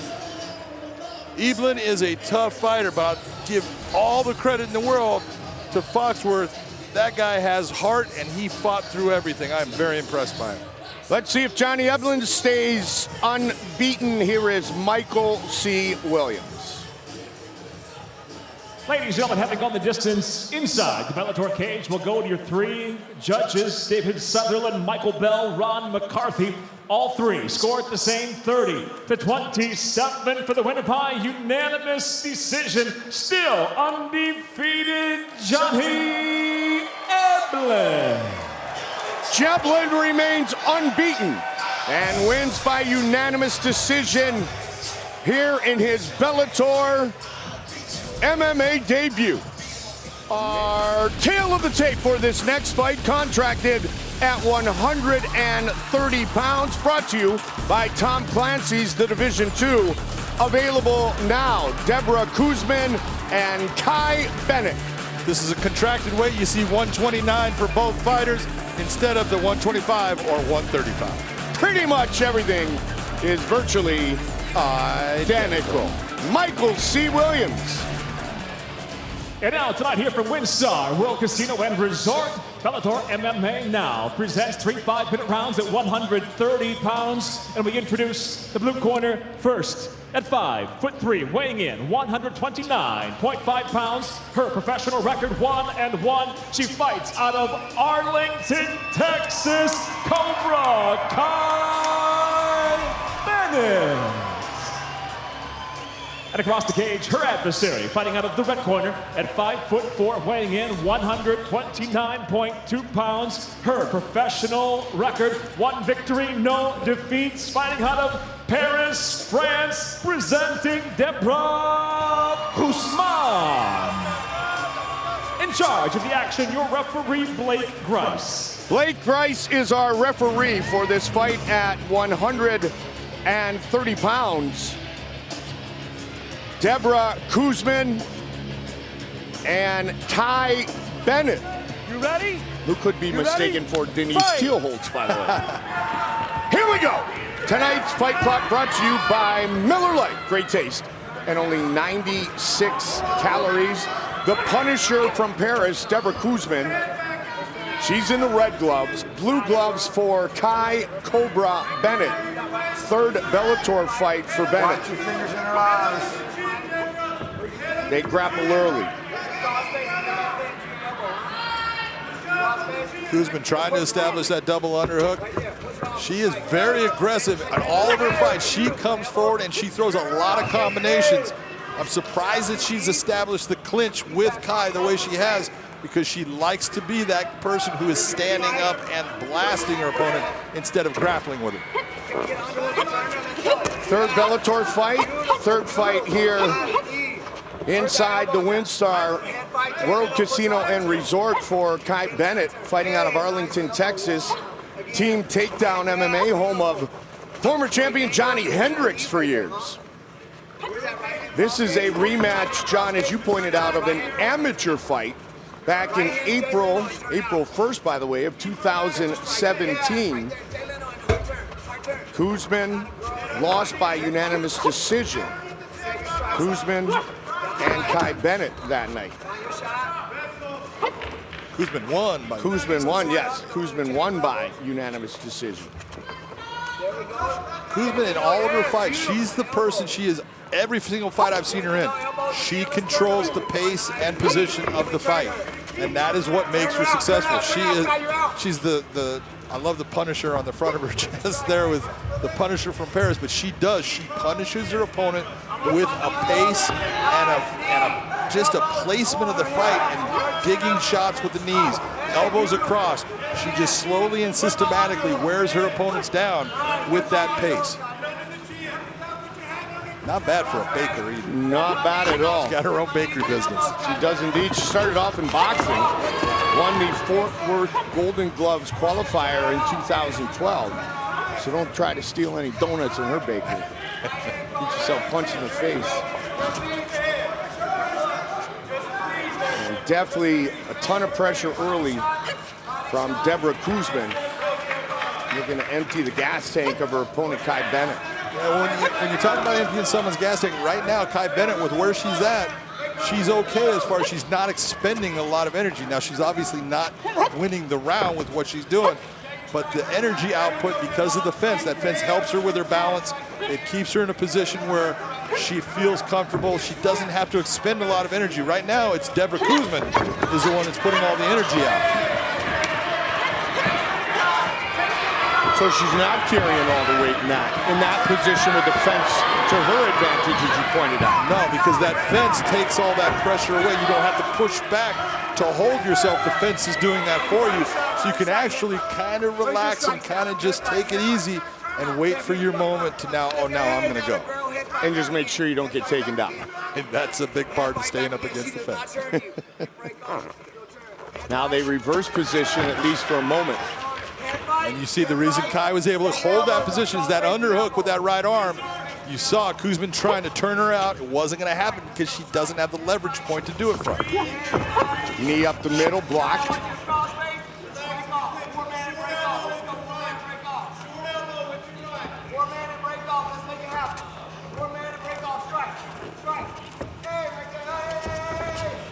John, you talked about Kai Bennett's strong knees when in the clinch. She's tried to throw a few here in the first 4 minutes of the fight. Well, this entire fight so far has basically taken place from the clinch. And the clinch is, when you're looking at it, a lot of people go, it's boring. There's so much going on. There's so much energy output by both fighters at times in that clinch because you're controlling another person's body weight. You're controlling their muscular structure as they're pulling or pushing. You're pushing or pulling against that. And it can be just absolutely draining as a fighter, even though it doesn't look like much. Good body shots. It's the one thing that you see from Kuzmin. She does go to the body a lot. That comes from that boxing background. MMA fighters don't seem to go. You saw her just open up right there. 2 shots to the body, then coming up to the head. MMA fighters have not gotten to that where they emphasize the body like they should. Well, that's where you see the boxing background of Deborah Kuzmin. Yep. Because she started as a boxer, and you said often she fights like a boxer, and the tendency there is to just, boom, rip the body Mike Tyson style, and she was able to score some points. Top of the hour, live on Paramount Network. 4 big fights for you. Ready? You ready? Hey! Round 2. The southpaw Kai Bennett in the blue gloves. Deborah Kuzmin comes out swinging. She is in the red gloves. John, on your scorecard. No doubt in my mind, scorecard for the first round, Deborah Kuzmin gets that round 10-9. We got bomb strikes in here. Nice knees, Kai Bennett. All she's trying to do is hold. Look at the head position of Deborah Kuzmin. Look what she's doing. She's digging with that head. She's using it as a third arm, Mike, to try to put pressure on Kai. Kai has to try to work her way out. Her chin's getting high. It's turning her head. It's causing her a lot of problems, that head position.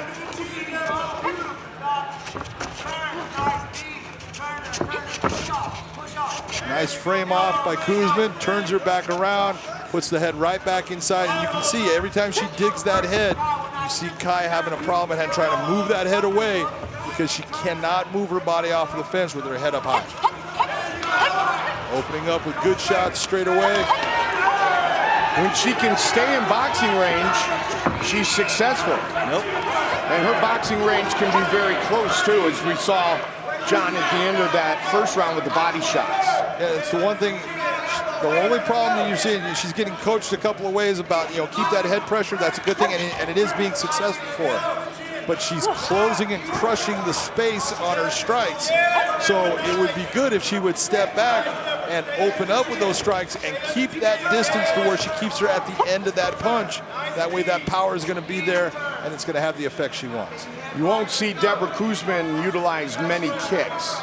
I think I've seen out of all the fights I've seen one kick, and it didn't do anything because it's not something she does. She is a boxing background with a wrestling background, and it's working for her. She's good with both. Well, that defines not many.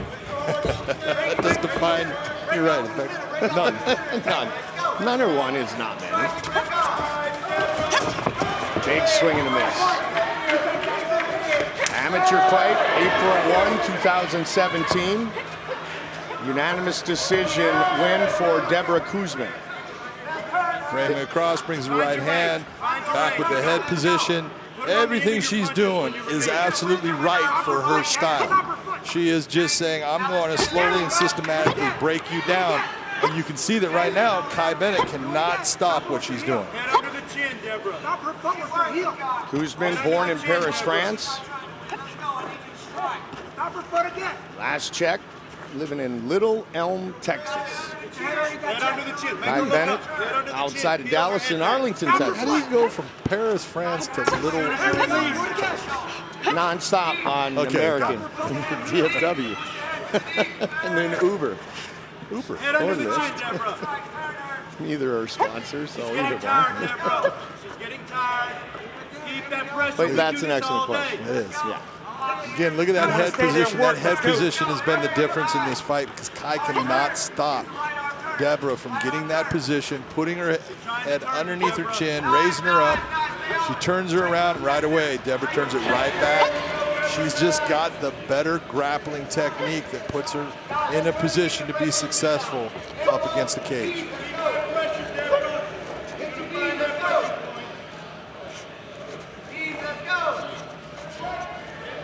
Let's go, girls. Work from there. Let's go. Bennett keeping her opponent close. Doesn't want to allow her to throw some of those body strikes again as she did late in round 1.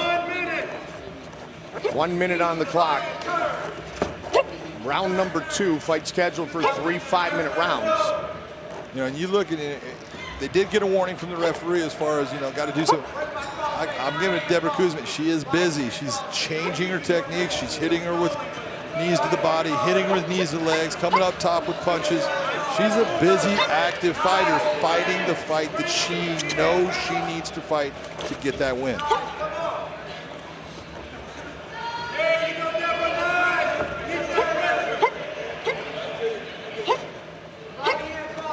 Kai Bennett is the one. She's got to figure out what she needs to do to change the trajectory of this fight because Deborah keeps putting her right back against the fence as she's doing right now.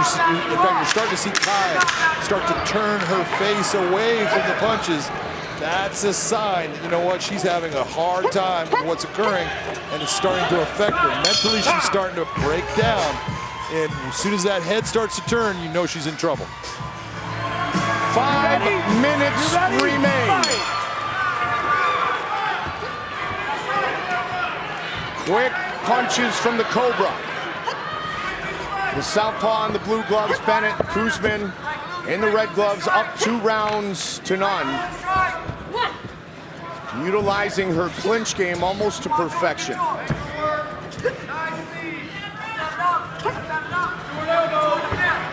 Kai Bennett was talking in her corner saying she's having a hard time keeping distance. And one of the things that her coaches should have talked about was that's because your feet are flat, they're dead. You need to move your feet, start to turn, start to create angles and pressures and move your feet to get yourself out of there. But as you see with her feet, they're right up against the cage, they're staying inactive, and that's why she's staying in this position.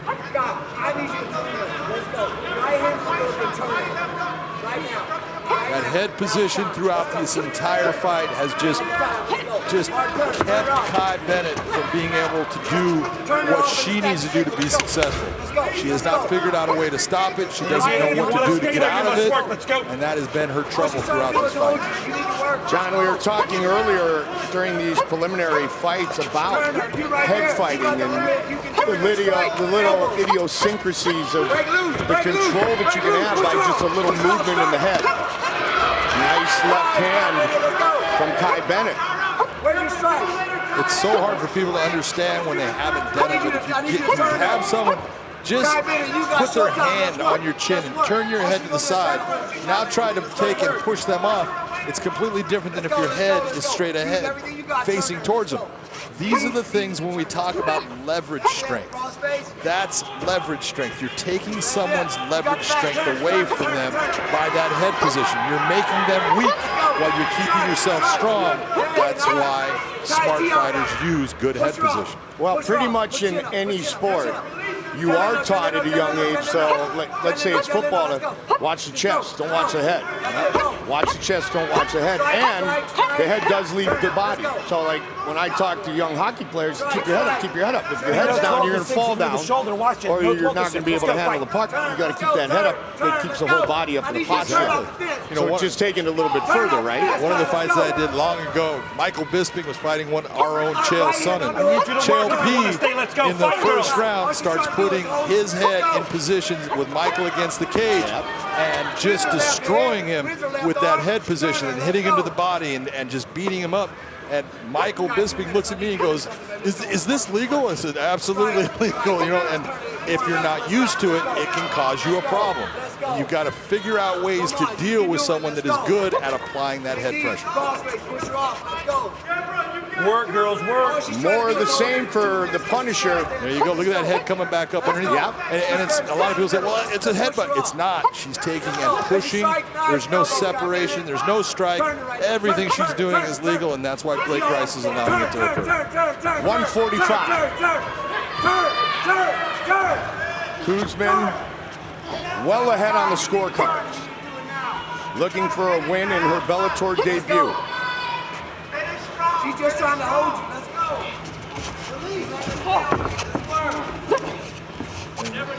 go. Go right back to the coaching from the corner. She's just trying to hold you. Let's go. That's pretty evident, and someone should know it. So they give her some advice on how to underhook and turn her out of that position. Again, when she starts getting hit, her head starts going away from that center line because she doesn't like it. That's going to lead to her getting put right back into that same position against the fence. And I was just going to say, John, every time they break, or at least at the start of the round, this is the fight Kai Bennett wants, but she doesn't have the opportunity, or Deborah Kuzmin is not allowing her to have the opportunity to fight in that style, to fight at that range at all. You know, everything is about, you know, make the other person fight your fight. That's exactly what Deborah Kuzmin is doing, and that's why she's being successful, and you got to hand it to her. Hey, beautiful job. It is not exciting fighting as far as most people, the way they look at fights, because they want to see the knockdown, knock out the big submission. But I will tell you, I am completely impressed with Deborah Kuzmin and her ability to make her fight stick and do the things she needs to do to be successful. And partner, that's a perfect segue for our main event later tonight, because Emmanuel Sanchez said against Patricio Pitbull he got away from fighting his own fight. Yep. You know, it's the whole point. When you go in, you got to do what you do. Yes. If you allow your opponent to suck you into what they do, you're fighting another person's fight, and you're probably going to lose. You all right? That is what happened, even though it was a great fight. Ladies and gentlemen, having gone the distance, we'll go to your three judges. David Sutherland, Ron McCarthy, Todd Anderson. All three have it the same 30-27 for the winner by unanimous decision, Deborah Kuzmin. One win as an amateur, one win as a professional over Kai Bennett, both by unanimous decision. Our tale of the tape, brought to you by Tom Clancy's The Division 2, available now. Look at that. Record of 2-1, 1-1, but look at everything else. 5'11", weight, reach. These guys are what you would call, Mike, virtually identical. They are indeed. Michael C. Williams. And now, ladies and gentlemen, the action continues tonight here at Bellator 218 as we go to the lightweight division, set for 3 5-minute rounds. We'll introduce the blue corner. At 5'10", weighing in 154.4 pounds, his professional record 1-1, fighting out of Sherman, Texas, presenting Luis Rivas. And across the cage, his adversary out of the red corner at 5'11", weighing in 155.7 pounds as the professional. 2 victories, 1 defeat, fighting out of Derby, Kansas, Showtime, Craig Ferry Jr. In charge of the action, your referee, Kerry Hatley. Kerry Hatley, our referee. We just had Showtime's teammate. Now we have Showtime, Craig Fairley Jr. and Luis Rivas. All right, man, that's what you work for. You ready? Ready? Let's go to work. Here we go. Tonight's Fight Clock brought to you by Miller Lite. Great taste, and only 96 calories. Red gloves for Fairley Jr., blue gloves for Luis Arribas. Nice right hand by Luis. Arribas is doing a very good job quickly of cutting off the angles of Fairley. All of that footwork that you're seeing that he is bringing is causing Fairley the feeling of, I just can't set up, I can't set up. That's a problem. Fairley turns 27 on Monday. Both of his pro wins by submission, both in the first round, an Americana and a Von Flue choke. The lone professional win for Luis Arribas by knockout. Second time both of these men have fought for Bellator.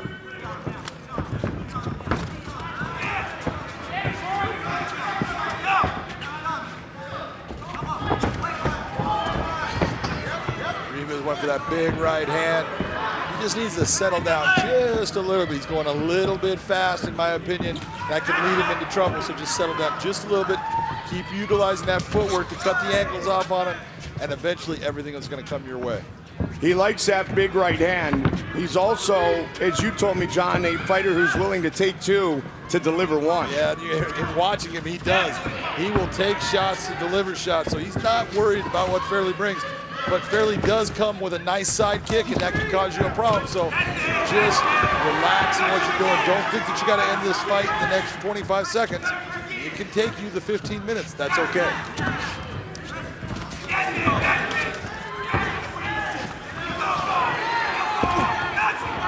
Yes, there are replays and highlights, but technically no pictures on the scorecard. Both guys are landing their shots, but right now Arribas is the guy. He's landing the cleaner, crisper shots. Fairley's got to figure out how to keep that distance. He likes to fight at distance, so then figure out that I can't keep my feet still and keep distance on my side. I have to move my feet, and if he starts to cut the angle, then change the angle. Fairley has pretty fast hands. Always He's a victim of a big clinch and some heavy knees there. Those two knees, they did not feel good. Those hurt him bad.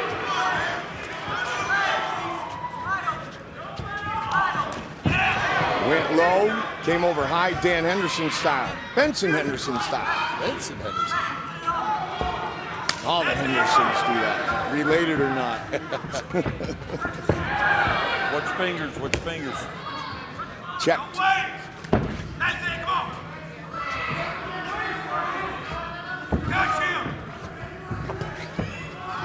A little bit of overextension there by Fairley. He needs to just settle down.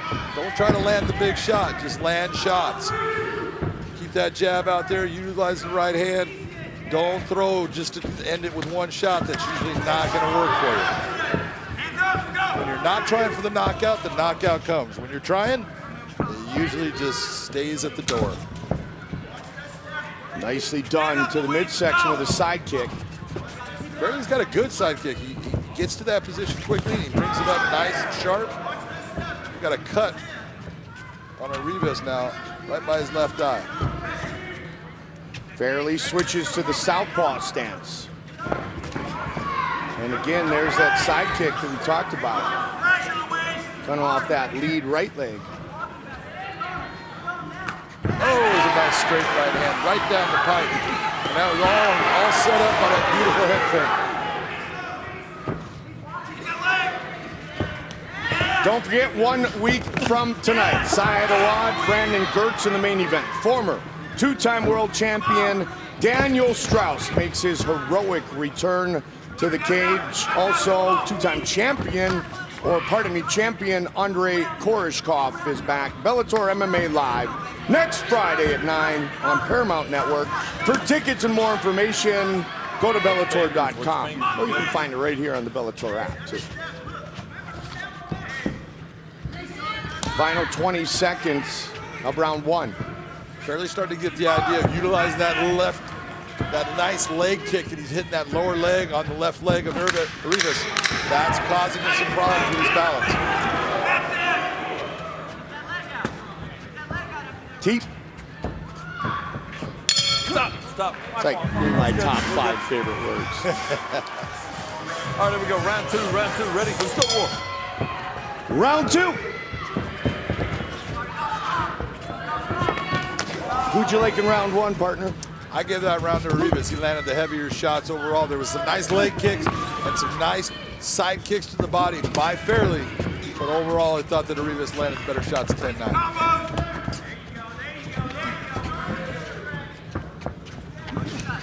Second Bellator fight for both of these men. Rivas fighting out of Sherman, Texas. Fairley fighting out of Derby, Kansas.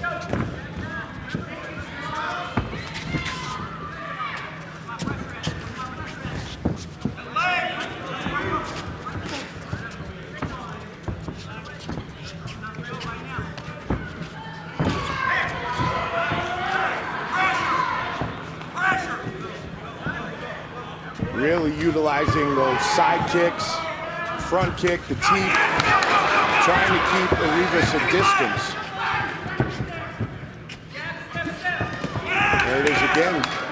Nice inside leg kick by Rivas there. When Fairley utilizes that nice side kick or that front teep, he does a good job of landing it into the body, keeping distance.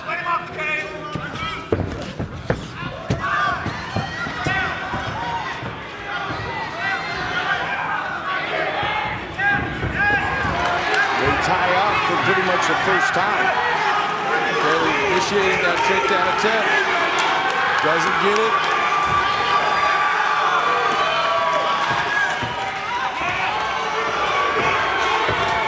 Nice knee inside, but Rivas does a very good job of targeting and landing a heavy blow. A lot of his strikes, you know, you're looking when a guy is striking with knees, they sit there and they'll tap. It's bothersome.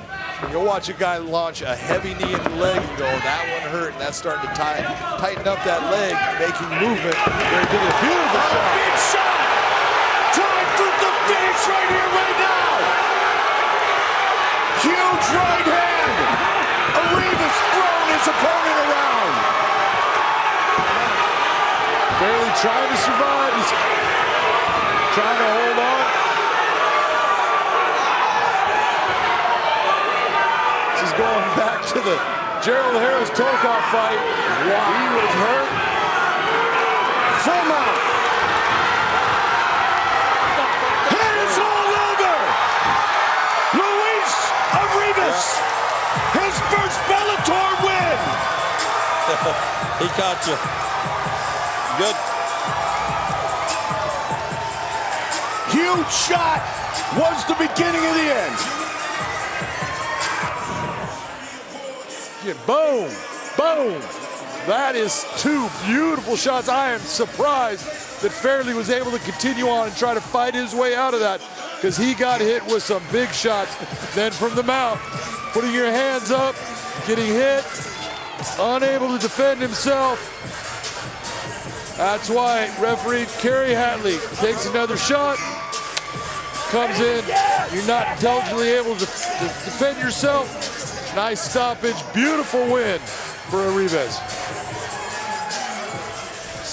Ladies and gentlemen, inside the Bellator cage, it comes to an end officially. 2 minutes, 40 seconds. Round number 2, the winner by TKO, Luis Rivas.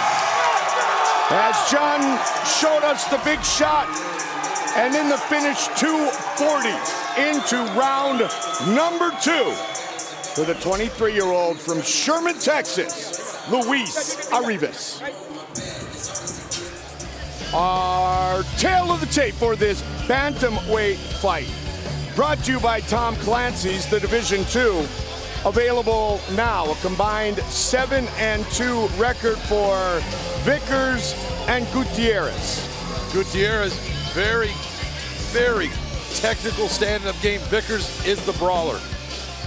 Southpaw, Vickers, orthodox fighter, Gutierrez, both set to make their debut inside the Bellator cage.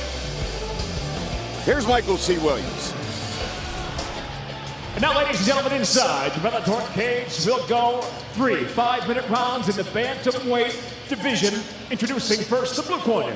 At 5'9", weighing in 135.7 pounds, his professional record: 4 wins, 1 defeat, fighting out of Mineral Wells, Texas. Introducing Isaiah Gutierrez. And across the cage, his adversary out of the red corner. At 5'11", weighing in 136 pounds even as a professional. 3 victories, just 1 defeat, fighting out of Fort Worth, Texas. Introducing Aaron Vickers. In charge of the action, referee Jaron Villel. Jaron Villel, our referee. All right, all the way back. Bantamweight matchup. Gutierrez, Vickers, both men making their Bellator debut. We are underway. Tonight's Fight Clock brought to you by Miller Lite. Great taste and only 96 calories. Aaron Vickers in the red gloves. Isaiah Gutierrez in the blue gloves. Vickers, the southpaw.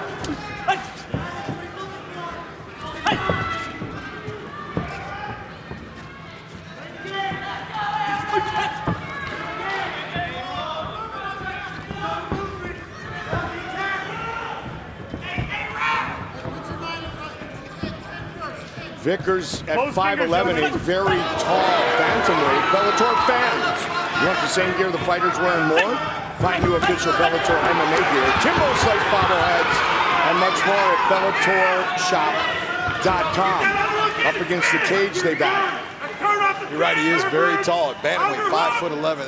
That is a mean guy, but he is a gamer, man. He comes after you, he will take shots to give shots. But in watching Gutierrez, he is technically very good in the stand-up. I've watched a lot of his fights.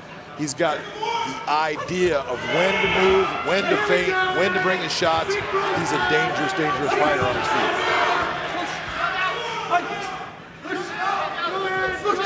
He could easily be 5-0 as a professional partner. Yeah.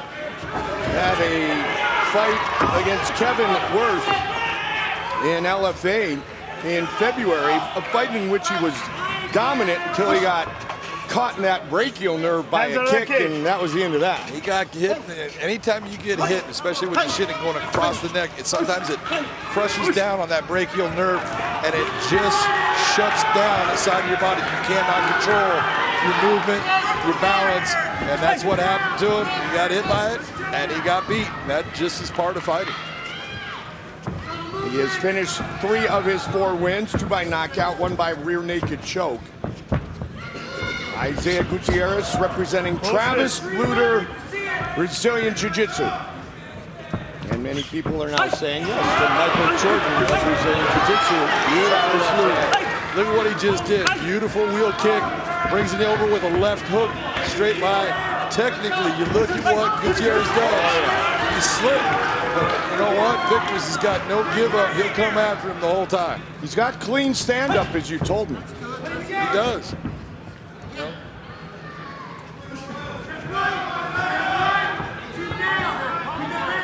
Vickers defeated in his professional debut. He's put together 3 straight wins since that point. 2 by unanimous decision, 1 by split decision. 3 minutes into this 3-round fight.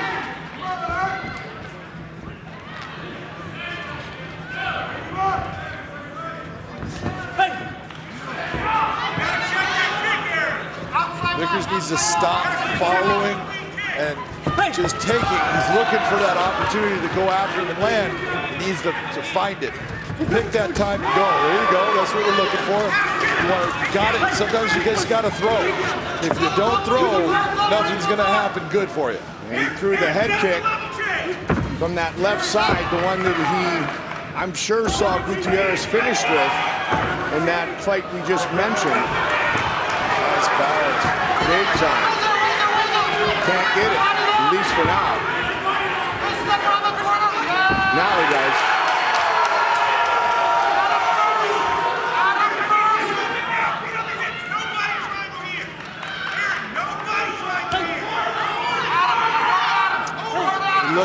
Allen's gone into a body triangle, not completely. Now he's just in a closed guard. But you're going into a body triangle on a guy who's on top of you, meaning you're keeping that guy on top of you. It's one of those moves I look at guys and go, why are you doing this? You are allowing a guy to stay on top of you because you're keeping him there, and he's just going to sit here and pound on you. It's not jiu-jitsu. Don't do the body triangle from that guard position. Good pace by both fighters here, John, in round number 1. Yeah, both guys are going after it. A lot of action. Vickers has got to figure out, he's got to start cutting that off and step outside of Gutierrez's foot so he can take that nice left hand. There's a long reach there. Reach it straight down the pipe.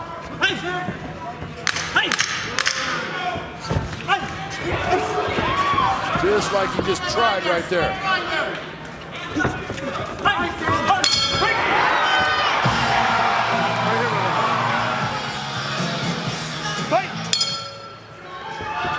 The battle continues. Round 2. Blue gloves for Gutierrez. Red gloves for Vickers. Round 1. Oh, nice job of bringing that kick from the legs up high. Slapped him across the face with the foot. If it would have been the shin, it would have been a different story, but nice kick.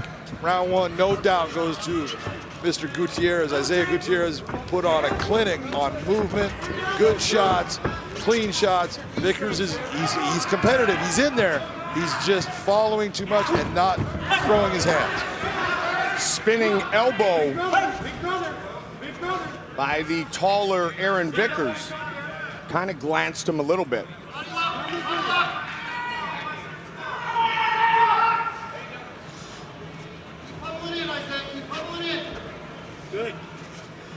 You see right here, you're looking at this battle for the head position. Gutierrez is winning it, and that's why he's able to turn it and get hit against the fence. Vickers is the strong guy. He's a tall guy, but he's got to take his head, and sometimes you got to dig it down if you want that head position. And if you don't, if you can't win that head position, then don't get into that clinch against the fence. Say, you know what, I don't like what's happening there. I'm going to attack this in a different way.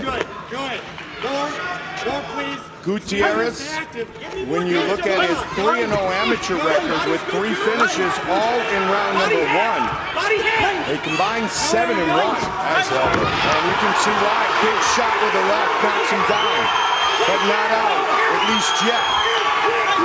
Man, he's swinging for the finish. He's in trouble here, Mike. He's taking some big shots.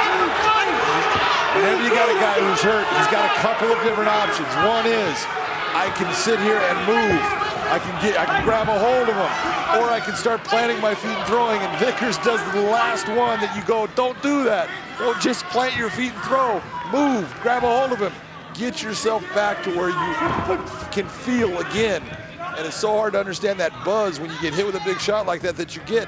You think you're moving, you're just not.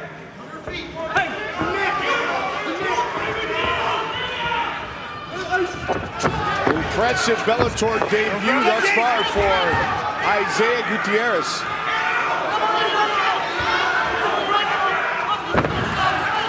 Vickers is wanting to get him to the ground. Yeah, good perseverance, got one hook in. Yeah, he's going after it. Still not in the position he wants to be completely, but it's a lot better than what he was having just a minute ago with the shots he was taking. So this is good, because it's going to help Vickers clear his head, get himself composed, maybe come up with a submission. Vickers has yet to record a finish in his pro career. He's going after a banana split here, but the problem with it is exactly what you're seeing. Your head is in a place you can get pounded. You got to be very careful if you're going to go after that type of submission with when you do it and where you have your head. There's certain submissions that you better finish quickly, or you're going to get punched in the face a ton. Yeah. And this is one of them. And right now, Vickers is in a position, he's having a hard time just figuring out, how can I get myself through this? He's looking around, trying to figure it, but that arm that you see Isaiah holding, that nice left arm, that's keeping him there. That's a problem for him.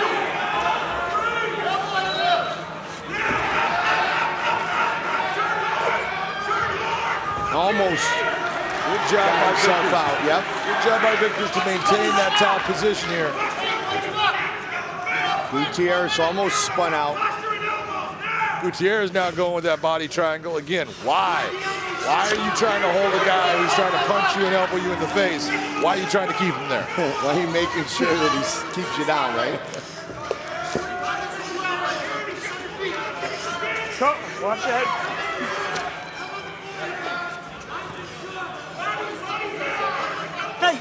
And when I say why, there is no submission that you can get with that body triangle in place right there. So you've got to open up your legs to go after for any type of submission, any type of reversal. It's got to open up, so why are you going to that if you're not hurt? If you're hurt, good. Slow it down, get yourself back, now open up. But if you're not hurt and you just go automatically to a body triangle, you're just wasting time, allowing a guy to be in a place where he can hurt you. And it doesn't really control your opponent's posture either. Not at all.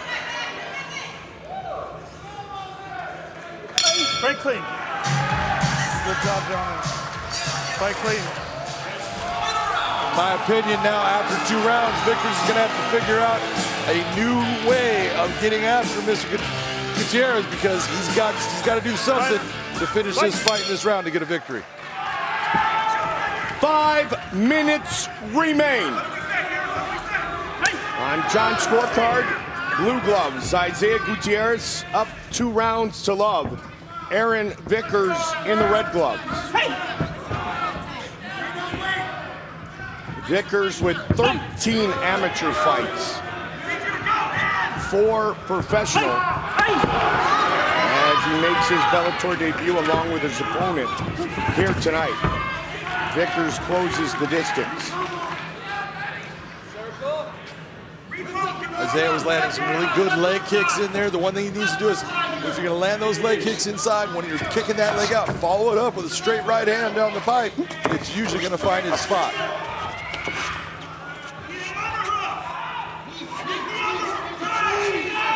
Hey! Hey! Hey!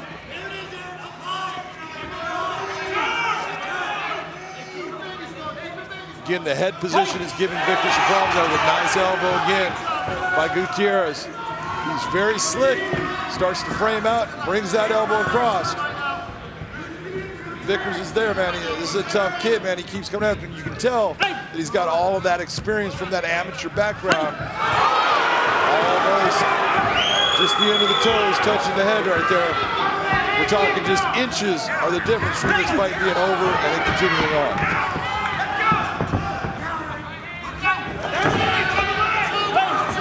Vickers definitely wants to fight in a phone booth. Does not want to stay at range against Gutierrez. Can't get it. Nice job of getting himself back, though. There it is. Right to full mount. Very nice. Now do something with the position. Yeah. But start to scoot him off of that fence so he can't undo what he just did. And bringing him over. Now this is deep right now, but his arm is defended. You see him crossed over. So Vickers needs to change the position. Start to utilize your legs and your hips to create a pressure and roll him over. Put him where he can't be on his knees, where he can collapse your hips down.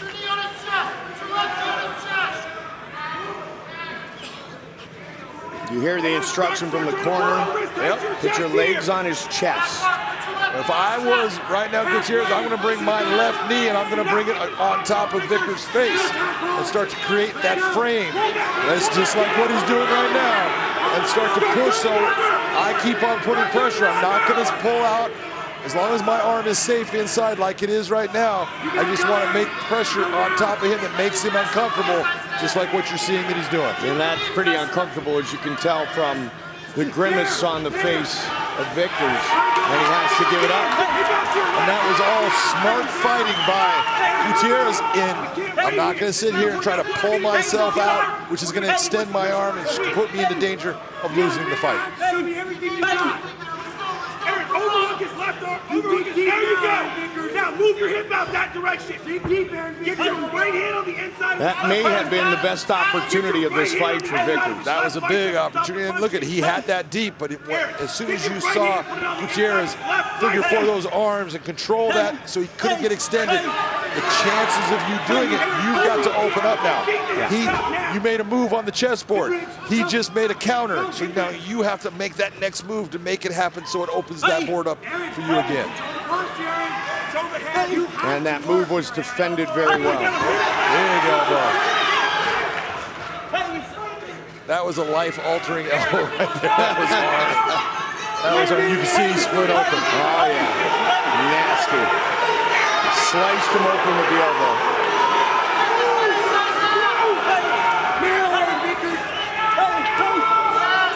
Body head. Gutierrez looking for his 4th career finish. Nice. He's going to have a problem, Mike. He's trying, but he's starting to get overrun, and he can't see because of the blood. It's causing him problems. Big shots. Jaron Morrell right on top of the action.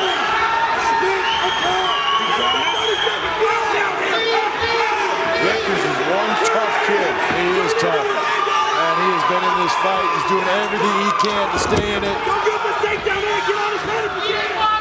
There's no quitting him. Wow. Final 10 seconds. Bloodied but not finished. Probably beaten, but not finished. Bloody but not broken, no doubt about it. There you go. Unbelievable fight. You can see the blood coming out of that cut. A very impressive overall performance by Isaiah Gutierrez, but you gotta give Aaron Vickers, man, that is a tough human being.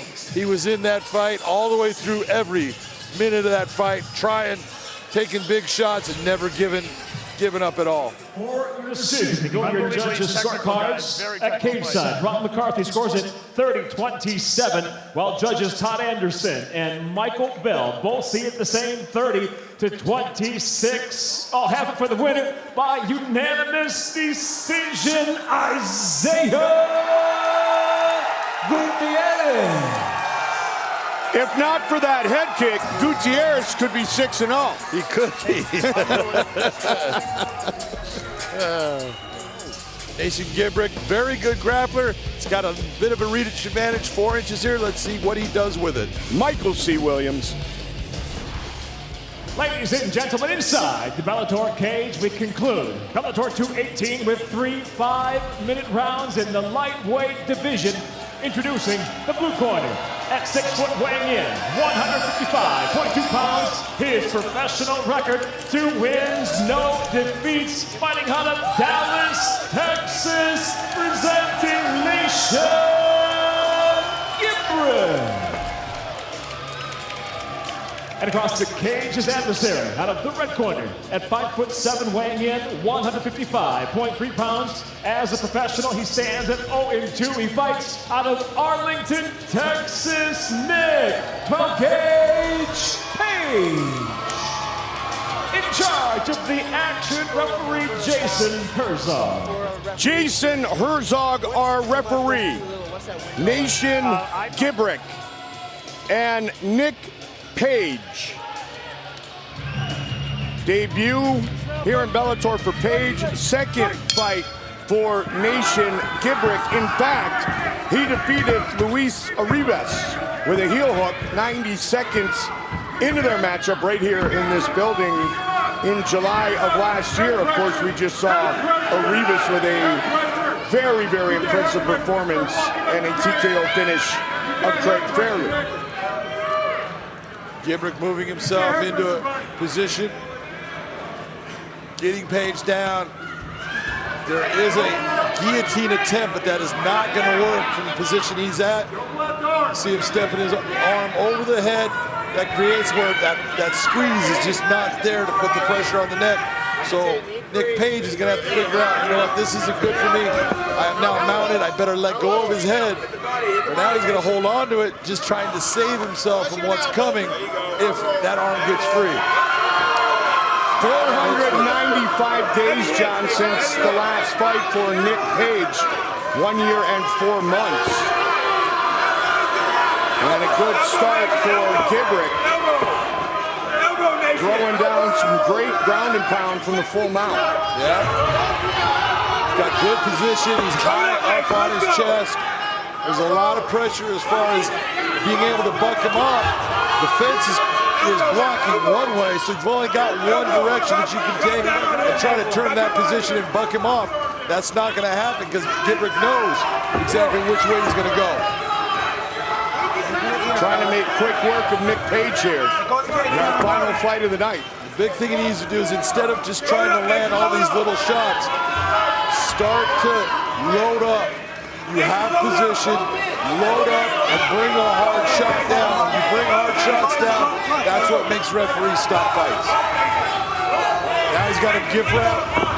That's why he's turning. Got the back.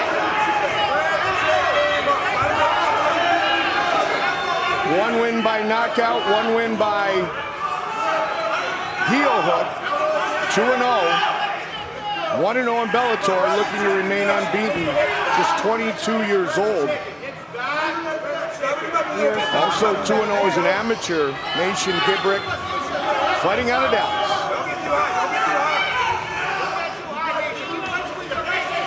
He's doing a good job of maintaining that balance on top. He started to get a little high, starts to bring himself back, sits back. He's obviously been taught well, and hey, don't get overextended. Take your time. For a 22-year-old, he's not going crazy. He's just sitting there landing good heavy shots now, good elbows. And elbows are a good thing when you have a dominant position. Referees tend to not like to see a lot of elbows landing on your cranium.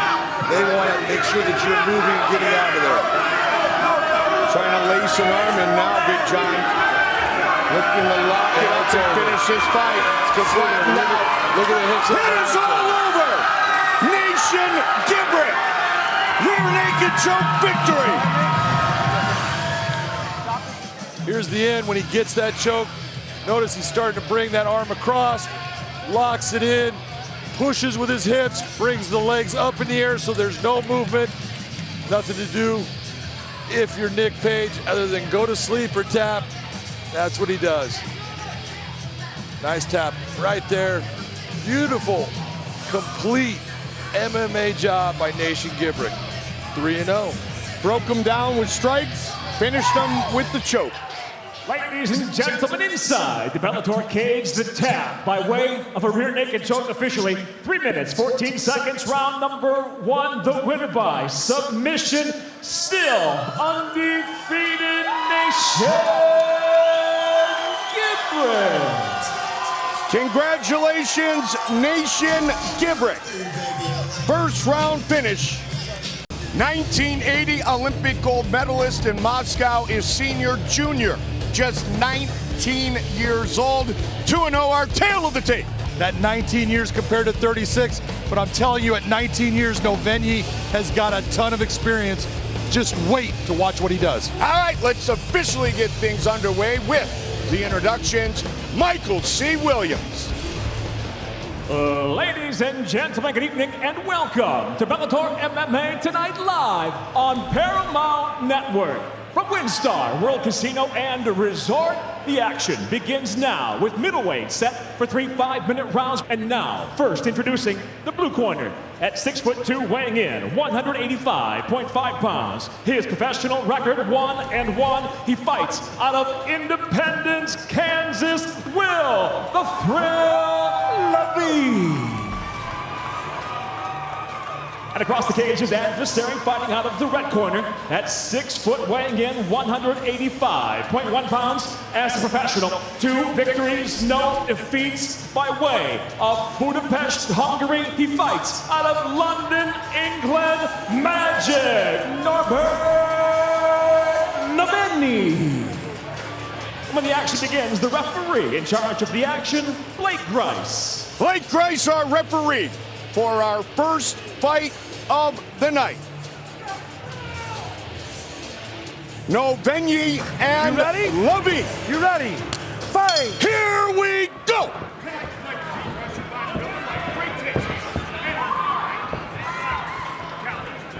Red gloves for Norbert Novenyi Jr. 2-0 in his career, 1-0 inside the Bellator cage. Will the Thrill Levine, 36 years old, second Bellator fight as well. There goes Norbert in the venue. This is where he is absolutely so strong. His ground grappling is outstanding. You saw when he was in the stand-up, he's moving around. He trains with Michael Venom Page and guys like Alfie Davis, guys that are very much into fighting a karate-based style. He likes doing that, but he will also set up like a traditional boxer, but his ground game is where he is strong. He's going to be very difficult to get out of this position for Will Levine.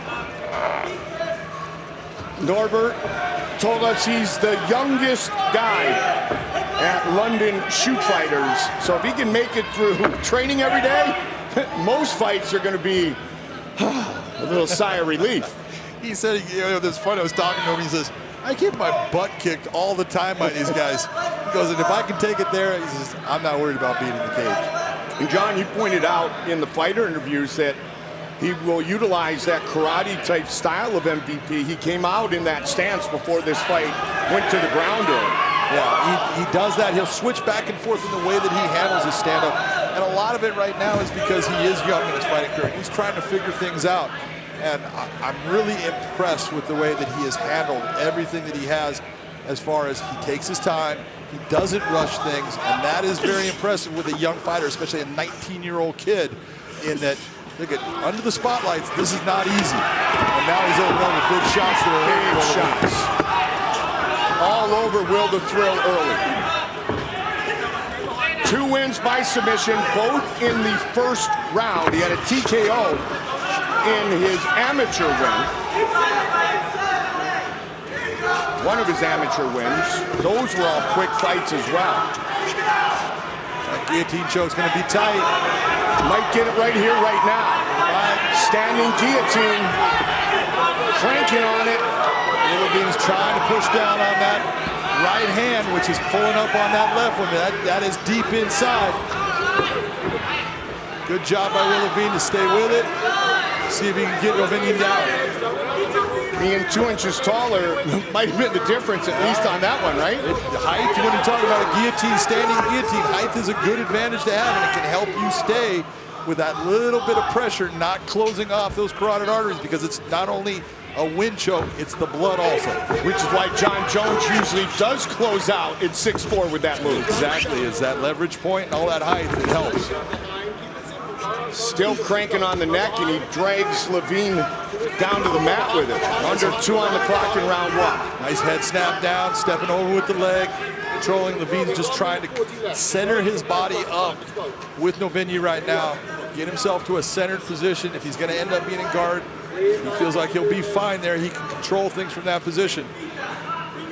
Not taking any damage. This is all good for him right now. Novenyi, in a combined 6 amateur and professional fights, has never fought past round number 1. Again, he drags Levine down. Don't forget, you can join the conversation on all social media platforms.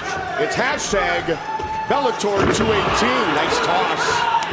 That would be something he learned from a dad that did that a couple times in his career. His father, now 61 years old, 1980 Olympic heavyweight Greco-Roman gold medalist in Moscow, 2-time kickboxing world champion, and the oldest ever MMA world champion. He was 57, senior was, John, when he won the WFCA MMA World Championship. Then he had a heel hook there, it kind of slipped out. He still got the entwined leg. Smart move to get himself from that position into the hips. Drive him back, get your takedown. Smart move by a young fighter. Norbert Jr. began training wrestling and MMA. He's got a good chance here with a blue choke. Can he get it right here, right now? Tight. 10 seconds remains. Looks like Levine is fine, at least for now. One of his guys, Stephen Golden Graham, was just featured in the main event in Dublin against young James Gallagher. J.W. Kaiser comes out of his promotion. And Craig Fairley, who will fight later tonight on our post-limbs, our bonus coverage. All coming out of the Walkout FC promotion run by Will the Thrill. In the blue gloves, the southpaw. 19-year-old Norbert Noveni Jr. Magic in the red gloves. And a good first round for the young, I was going to say phenom, but I'll go with monster, like you said. Spinning elbow. Nice right hand landed by Will Levine. But that was about how old Vitor was when everybody was calling him the phenom. About 19 years old. Yep. Turned out to be an okay fight. He did okay. He did all right. Started say partner. He began wrestling MMA with his dad at age 10. He said he was sparring and grappling with 30-year-olds, which is what he's doing tonight. He's fighting against the 36-year-old. Gone right back to what he started with. Right? I love that Will Levine said that Norbert is probably younger than my son, and then Corey Brady, our researcher, did the math. Norbert is 4 months older than Levine's son, Ty. That's a world of difference. That is a definite world of difference. 4 months. And if you'd ask my son Cole, he would say he'd beat me up, and that part would be fun. Can outskate me now, but not that. Once I catch him, of course. 90 seconds in round number 2.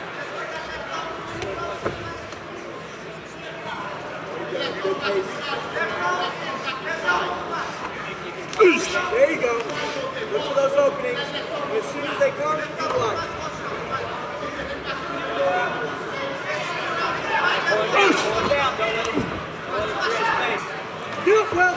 See, right now, Noveni is not sure about what he's doing. He's coming down on top, but he's not landing strikes. He's not going for positions so he can set up submissions. He's kind of in a position right now. There looks to be some confusion as far as what he wants to do. Big strikes that were landed right there. Just needs to keep the pressure on. Get that hook in. He has all the ability to land strikes right now or set himself up for a rear naked choke. Will Levine was telling us that he enjoys and he gets very satisfied helping these younger fighters in the grassroots and running his promotion that is getting set for their 15th show. 7 or 8 shows set for this year, and so he'll take the big ones and still fight. And of course, being on a Bellator main card is a big one indeed. That was a nice arm lace with the right arm that Noveni, they open it up with those big hammering left hands. Will needs to get that arm free and start protecting himself in a little bit more efficient way if he's going to stay in this fight, because he can only take so many of those shots. Well, and this is now the longest professional fight of Will Levine's Watch the back of the career. head, careful. Previously, it was 7 minutes and 8 seconds. That in his professional debut back in January of 2017 inside the Bellator cage, and you were the referee, partner. And I think I remember that fight. Yes, indeed. Remember that triangle finish for Dominic Garcia. Yeah. It was funny in talking to him. He says, I was so intimidated by you in the fight. You're not fighting me. It was a matter of, just being in that show. Head and arm here. If he gets off to the side, a lot of problems for Will Levine right now. Shot to the midsection. He's not defending that the right way. He can end up going out if he just gets the right squeeze on this. If I was Noveni, I would be moving my body, creating more of an angle, moving to my right. If you create that angle by moving to the right. It is all over! Tighten it up. Hey, nice job. Norbert Noveni by submission, 2-0 inside the Bellator cage. Now when you see Will here, he gets his arm trapped. Now that arm is stuck between the head and arm of Norbert Noveni, and you see him applying that pressure. Anytime he comes off to the side, that pressure becomes tight. The way to tighten it up more is continue to go off towards your right, but he didn't need to. There was enough pressure there. Will Levine taps out. We will be back and get the official decision. That is coming up next. This is Bellator MMA on Paramount Network. Second round finish for Noveni Jr. with the official decision, Michael C. Williams. How about that elbow that you made? Ladies and gentlemen, inside the Bellator cage, the tap comes by way of a head and arm choke officially. 4 minutes, 5 seconds into round number 2. The winner by submission, Magic, Norbert Noveni. The 19-year-old with the much older partner of mine, Big John McCarthy. I'm here with your winner, Norbert Navidi. You do not seem to be pleased with your performance that you had here tonight. Why? Like, everyone who knows me knows I'm a perfectionist. Everything I want to do is to be perfect. I told you yesterday, coming up to the fight, I was ill. I just wasn't happy today. But at the end of the day, I got the win. So, yeah, I'm happy. You should be happy. You came in here, you performed. You were doing things that we haven't seen you do before. You're taking after your teammate there, Alfie Davis, with a little bit of that sideways karate style in the stand-up. What's up with that? My coaches, my teammates are all spectacular fighters, so I'm just learning from them. I try to outboy him out of this world. He took that well, so, you know, but next time I'm going to pull it off, someone's going to see. Well, I'll tell you what, it was an outstanding job with the arm triangle. At the end, when you got that on, did you know that you had him? Yeah, 100%. To be honest with you, I thought even to get him was in, but as I said, I was ill like all week and last week, so I guess out. So I had to kind of save my energy so I can finish it in the second round. Well, I'll tell you what, at 19 years of age, you're doing an outstanding job. I cannot wait to watch you again. Ladies and gentlemen, your winner, Norbert Navidi. 29-year-old middleweight against, thankfully, as Gerald Harris told us, 39-year-old middleweight. 39, 27-2, 25-7-1. You can tell both these guys have a lot of experience and have been very successful in the cage. Michael C. Williams with the official introductions. Bellator MMA, live on Paramount Network, continues now in the middleweight division, scheduled for 3 5-minute rounds. Introducing the blue corner at 5'11", weighing in 185.5 pounds. His professional record, 25 wins, 7 losses, 1 draw. Fighting out of Tulsa, Oklahoma, Gerald the Hurricane Harris. And across the cage, his adversary, fighting out of the red corner at 5'10", weighing in 185.9 pounds. Impressive as a professional. He brings 27 victories, just 2 defeats. Fighting out of Moscow, Russia, presenting Anatoly Tokov. And the referee in charge of the action, Kerry Hatley. Kerry Hatley, our referee for this middleweight fight.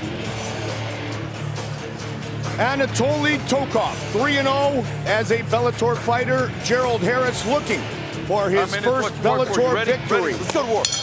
Here we go!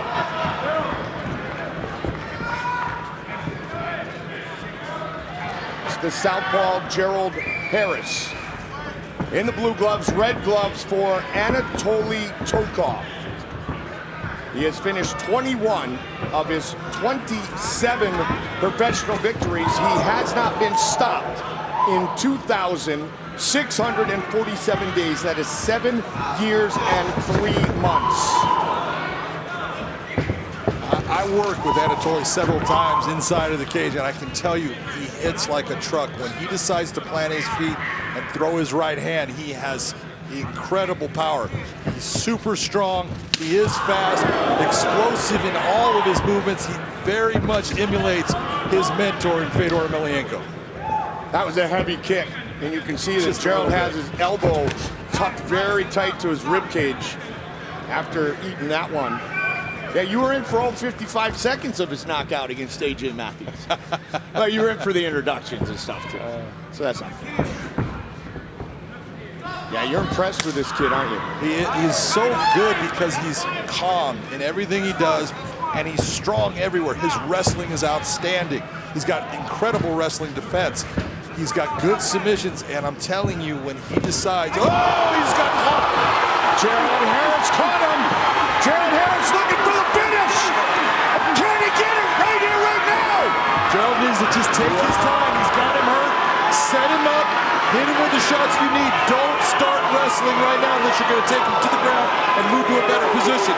If not, get rid of him and come back to at it with strikes. This is why they fight. Gerald Harris rocked him. He was hurt bad. Gerald still has the ability right now. He's still hurt. He doesn't know exactly where he's at. Gerald's in a good position to take this fight right now.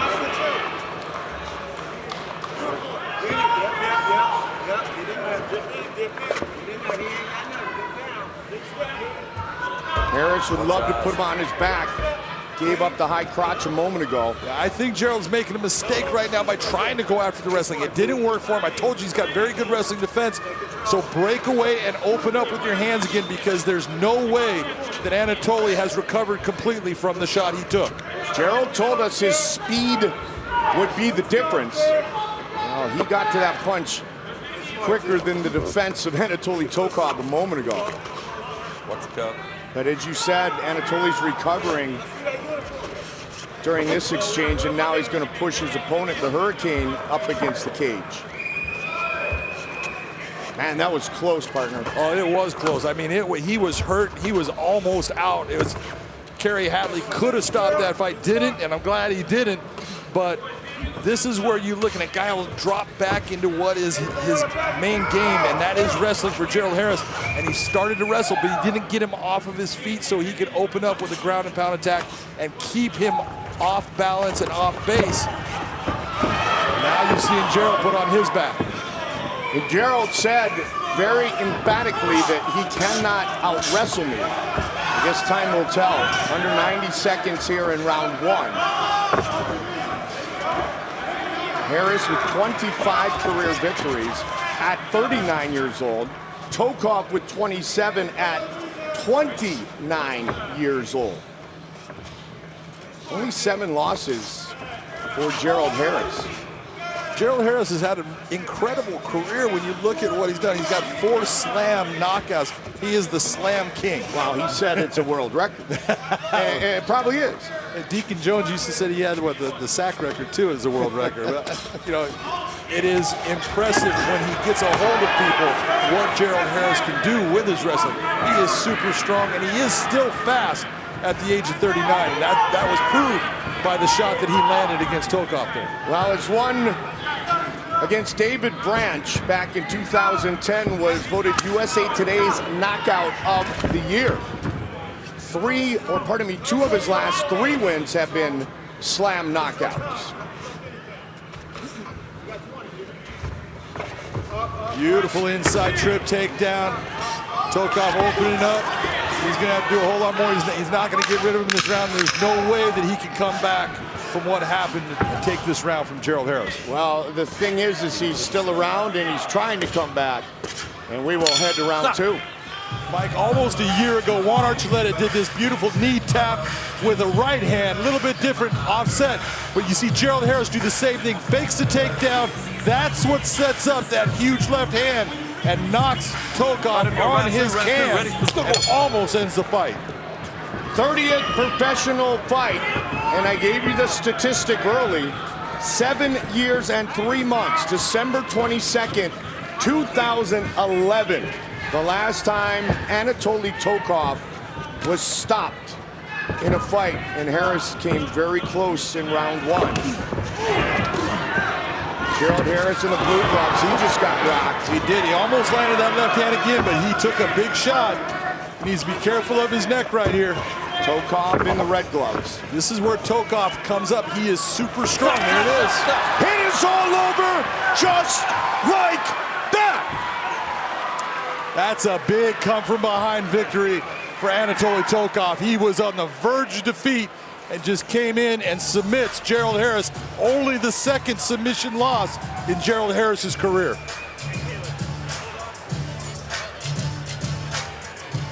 The other in his Bellator debut against Rafael Lovato Jr. Take a look at this shot. Gets hit with the body kick. Little bit of a block, but it's this shot, that left hand, right hand. Now he's hurt, and that's why he gets stuck in the position with his head in that guillotine. Brings him down. Once he gets his hips inside, and you see that squeeze coming up, that's super tight. We call it a 10-finger guillotine. It hurts. It ends up not only shutting off the blood, but also the breath. Tokov by submission. 4-0 now inside the Bellator cage. That man, Anatoly Tokov, got absolutely rocked in round one, but comes back and finishes Gerald Harris in round two to make it official. Michael C. Williams. Ladies and gentlemen, inside the Bellator cage, the tap comes by way of a guillotine choke officially. 37 seconds into round number two. The winner by submission, Anatoly Tokov. Second man to submit, Gerald Harris, joins Rafael Lovato Jr., and here's Tokov with Big John. I'm here with your winner, Anatoly Tokov. You took an incredibly hard left hand that put you on the canvas. How close were you to not knowing exactly what you were doing or where you were at during that time? Тебе слева очень хорошо попали. Что ты чувствовал в этот момент? Где ты был? В этот момент я задумался. At this moment, I was thinking about something. Ну, понял только, когда я упал, я понял, ё-моё. And when I fell, I thought, wow, I got the shot.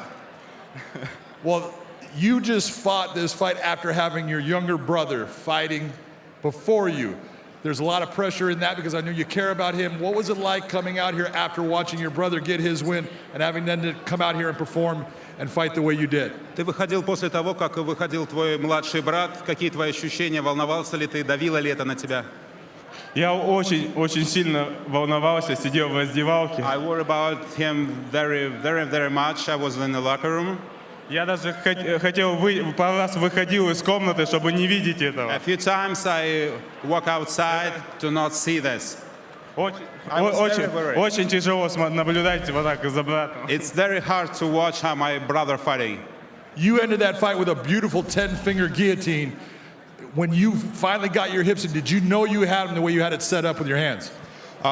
Ты провел замечательную гильотину. Думал ли ты о том, что так это у тебя получится? Честно говоря, были мысли до боя, что я почему-то могу задушить. Но в первом раунде я пропустил удар. Я задумался в этот момент, и я не увидел удара. Before fight, I think about to make a choke, some kind of choke. But the first round was surprised, and I changed my plans. So I think that I can make it. If given a chance, who do you want to have next in this Bellator cage? Кого бы ты хотел следующим видеть своим соперником в клетке Bellator?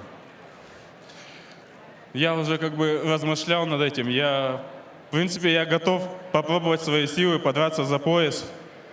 I think about it a lot. And I think, in my opinion, I'm ready to fight for the belt.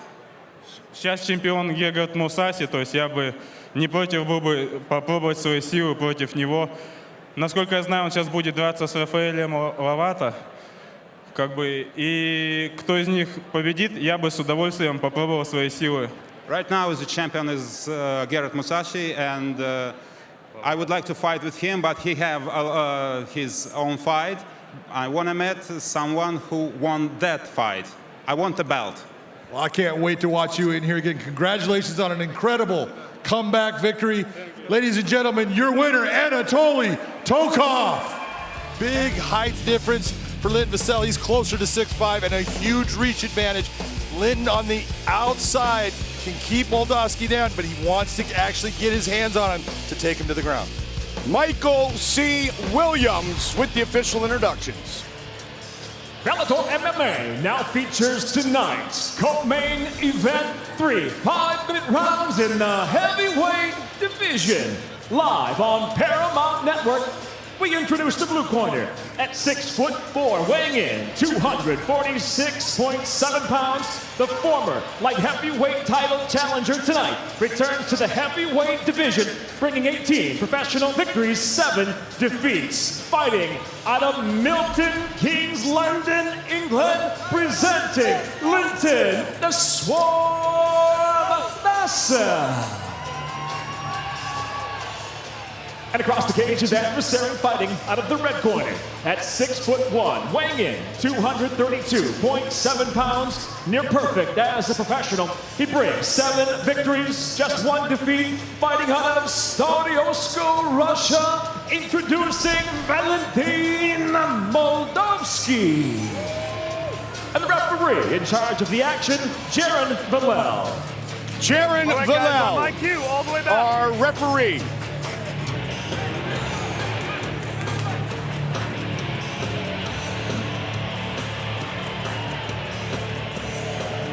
Fighter, fighter, fight.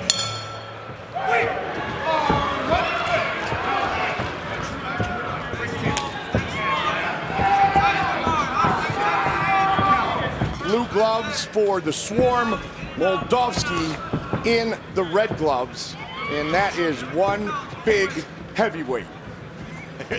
Imagining that he used to fight at light heavyweight. You look at him, you go, God dang, he's a big man. And he is just put together. How did he get to 205? I don't know. Switches his stance just for a moment to southpaw.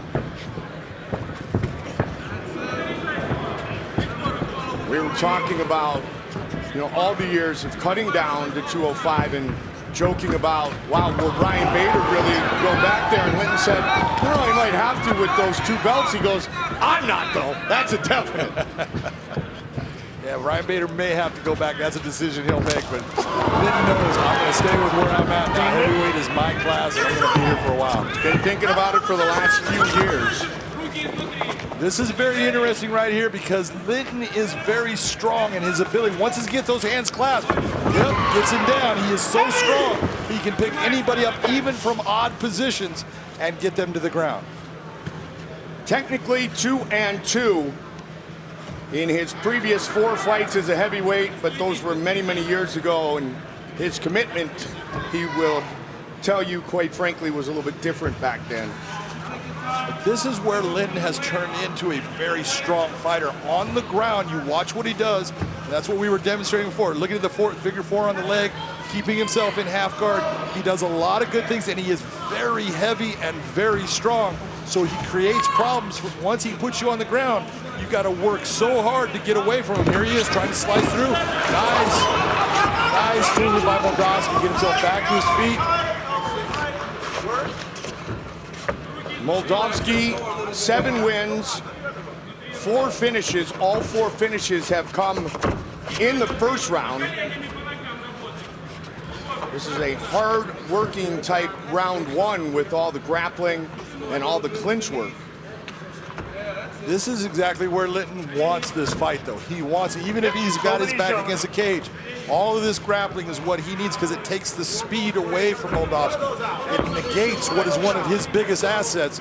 And so this is good right now for Linton, what he's going. Now that you get that separation, even though Moldovsky's the smaller guy, watch the footwork, setting up the hands.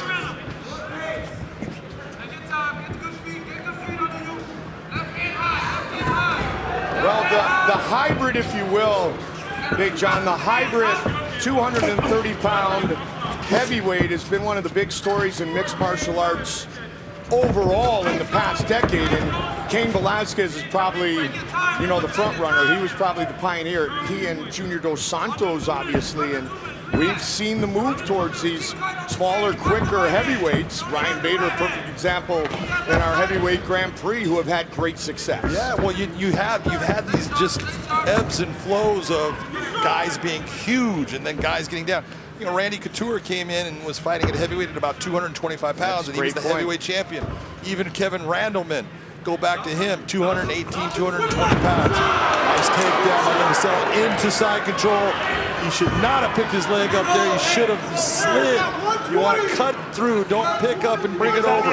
That's a mistake, and that's why he got back into half guard. You should have watched the Big John breakdown. There you go. See how he was successful with it before. We got into this thing of behemoth heavyweights, and the Brock Lesnar's and the Cole Conrad's and all these giant guys. And it was the Cain Velasquez coming back. All of them are now bringing this weight to where, Fedor always fought somewhere in the 230, 35-pound range. And we're seeing that, look at, what's the hardest thing to deal with? Is it size and strength or is it speed? And when you're a heavyweight, it's the speed is what is hard to deal with. So a lot of guys they're not getting to that huge factor because they have to carry that weight, and in carrying that weight through the fight, they can tire them out and they can lose the fight because they can't keep going at that same pace. And there is no way that we can have this conversation and not mention Daniel Cormier. Did it in Strikeforce for so many years, doing it at the UFC, and he's about that size. Absolutely. Look at DC, man. He's just incredible. But proves you don't have to be this behemoth. Good first round for Linton Vassell. On the ground here, look at this elbow. That is what gives Moldavsky a cut right on the corner of his eye. This is where I said, you know, if you're Linton Vassell, this is the area you want to be in this fight. This is how you win this fight. Getting him to the ground and damaging him with strikes. That was exactly what Linton wants in that first round. That's why he gets it 10-9. Fighter, fight. Round 2. Linton Vassell, the blue gloves. Red gloves for Valentin Moldavsky. Linton Vassell, still training in South Florida. He's hit, put down by Moldavsky. Black belt in judo. Nice movement by Linton, trying to get back to his feet. Moldavsky's doing a good job of keeping his body centered on him. That was a mistake. That is exactly what can lead you down the path of failure.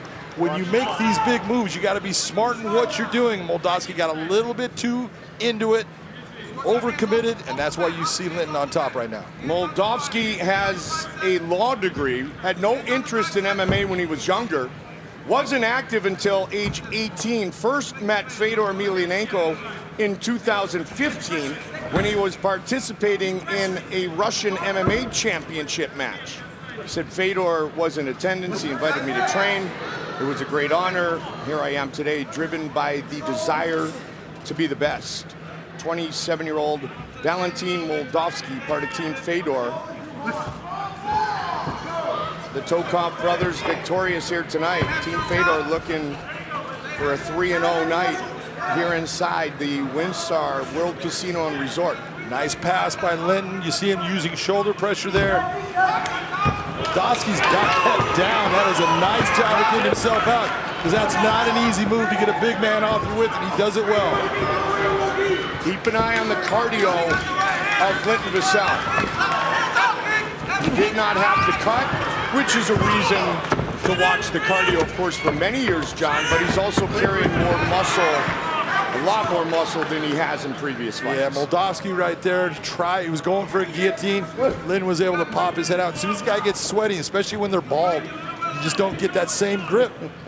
There's a difference. You know, a lot of guys will talk about guys having beards and it's like a chin protection. It's like, I want a guy to have a beard because it helps when you grab that chin. You can hold on. You're not holding on to the hair. You're not pulling it, but it makes it to where it's now sticky instead of being able to slide right out. So you're telling Clay Guida to cut his hair? Or Daniel Strauss? I've told Clay Guida for years to cut his hair. He always tells me buzz off. You also said that when Moldavsky swarms his opponent, he's a strong finisher. He is. He swarms his opponent. See what I did there? I got it. Yeah. He did that same reversal. Linton has got to figure out exactly what he's doing, because that is the third time that Moldavsky has used that reverse to get himself out of a bad position with Linton on top.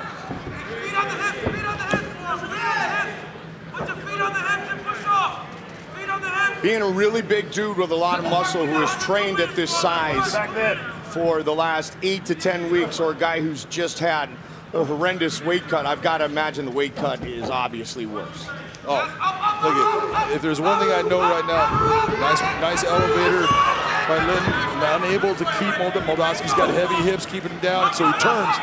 But when you're in that type of weight cut where you're training so much to keep your weight down and then having to cut down, it takes so much out of you. I know right now, Linton is going, thank God I didn't have to cut weight facing this guy.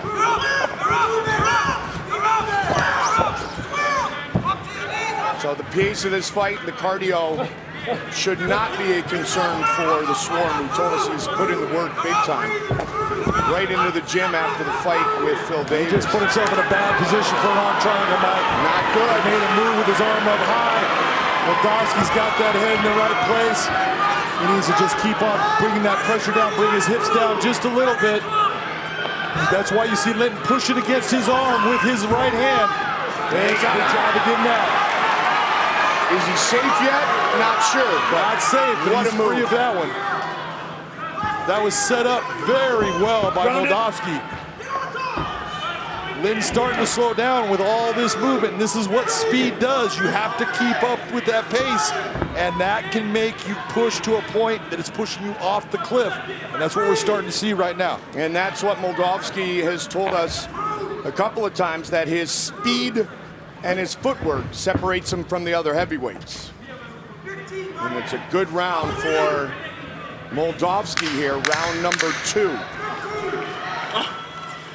Swarming the Swarm here in the second 5 minutes. Swarming the Swarm. Just coming back with that one again. All the time. Right now. Let's go. Here's how Linton goes for a roll, brings his arm up high, and that's how Moldavski slips right into an arm triangle. You see Linton pushing against his arm. This is where, when you're big and strong, sometimes you got to use that to get yourself out. You're burning a lot of energy, but he gets himself out of it and goes into the third round. Third and final round. John McCarthy, your scorecard. My scorecard is, first round definitely went to Linton Vassell. Second round goes to Moldavski. Whoever wins this round gets this fight. Moldavski is 2-0 inside the Bellator cage. 7 Bellator wins at 205 for Linton Vassell. Cranking on the neck, lost it. Top position for Team Fedor's Valentin Moldavski. Born in the Ukraine, fighting out of Staviasko. Nice takedown by Moldavski because he stayed with it. And one of the things that Linton did, if you watch Linton's toes kind of went back, and that stopped him, and that's what allowed Moldavski to continue through it. That if his feet had been flat with his tops of his feet on the canvas sliding back, he just would have kept on sliding all the way back. Moldavski would have ended up on top.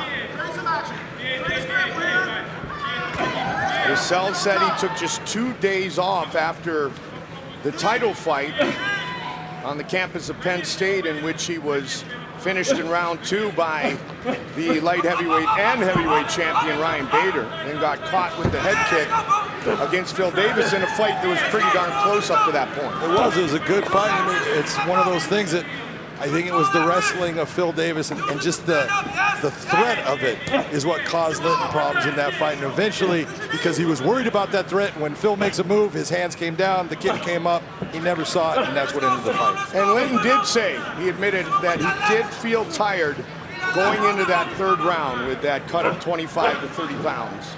So he knew win, lose, or draw that this was his next destination, but he's in quite a fight against Moldavski here, John, with just over 3 minutes on the clock. Yeah, he's starting to get in positions where he's got that knee shield inside, but his leg is flat. When it flattens out, it means that you're not in a position to be able to move your hips out. He doesn't want Moldavski to take his back, but he's sitting there in a position he can't just stay here. He's got to move. There you go.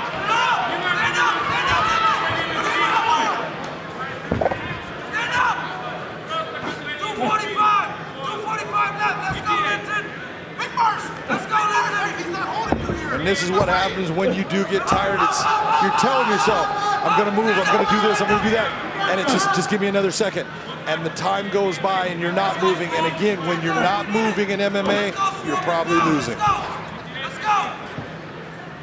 Past the midway point of this third and final round. Constant pressure from Moldavski. And we talked so much about the cardio and not cutting. When it comes to the Swarm, Linton Vassell, forget about either of those, 247, 207. It's the pace that Moldavski has fought at that's wearing down his opponent. Exactly. It's when you are that faster athlete and you can create a pace that pushes your opponent at a heart rate that is beyond what is their comfort zone, beyond what they normally train at, beyond what they get those 5-round Shark Tank sparring matches in. You do that, you push them to a point where eventually they start to just break down because their heart rate has been at a level that is too high for them to maintain, and they cannot maintain what they're doing to keep up with it.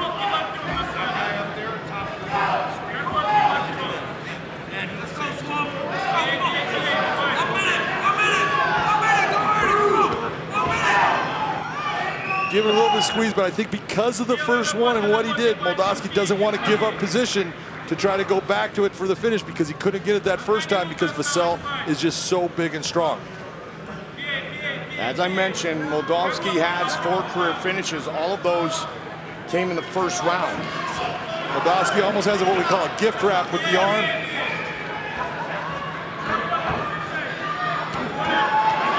He's starting to open up on him here. Big shots. He'd like to get one here. 40 seconds on the clock. And this is more exhaustion than damage. And no matter what, we talk about damage.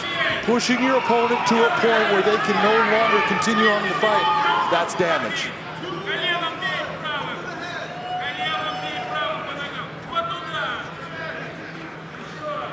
Two-time title challenger at 205.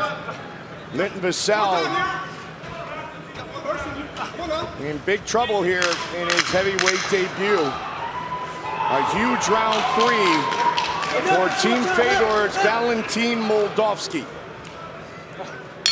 They go the distance. Our official decision, live here on Paramount Network, is coming up next. All right, here is how my partner, Big John McCarthy, saw the fight. 10-9 round 1 for the Swarm. Then it was all Valentin Moldavsky. Did the judges agree? Here's Michael C. Williams. Ladies and gentlemen, inside the Bellator cage, we go the distance. So we go to your 3 judges. All 3 judges scored the same. Michael Bell, Ron McCarthy, Todd Anderson. See it. 29-27 for the winner by unanimous decision, Valentin Moldavsky.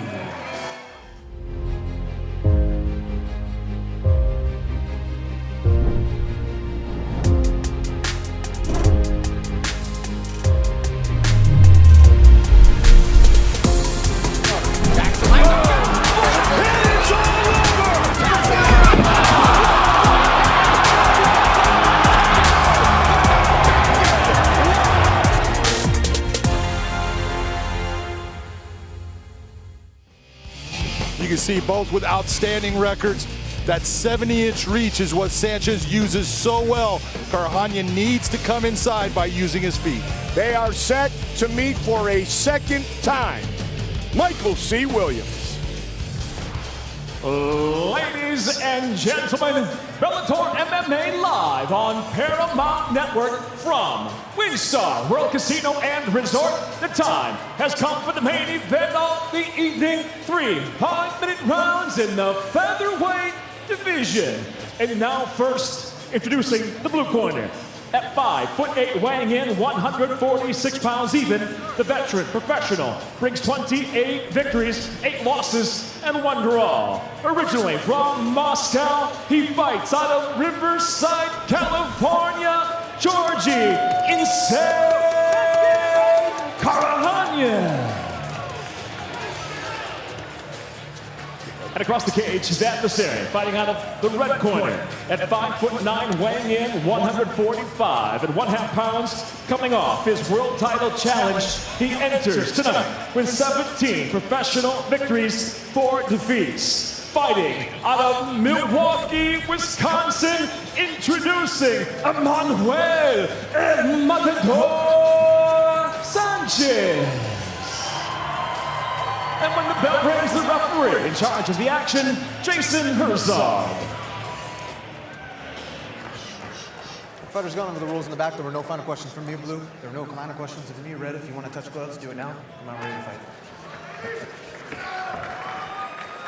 Jason Herzog, our referee. Second fight between 2 of the best at 145. Emmanuel Sanchez, Georgie Karakhanyan.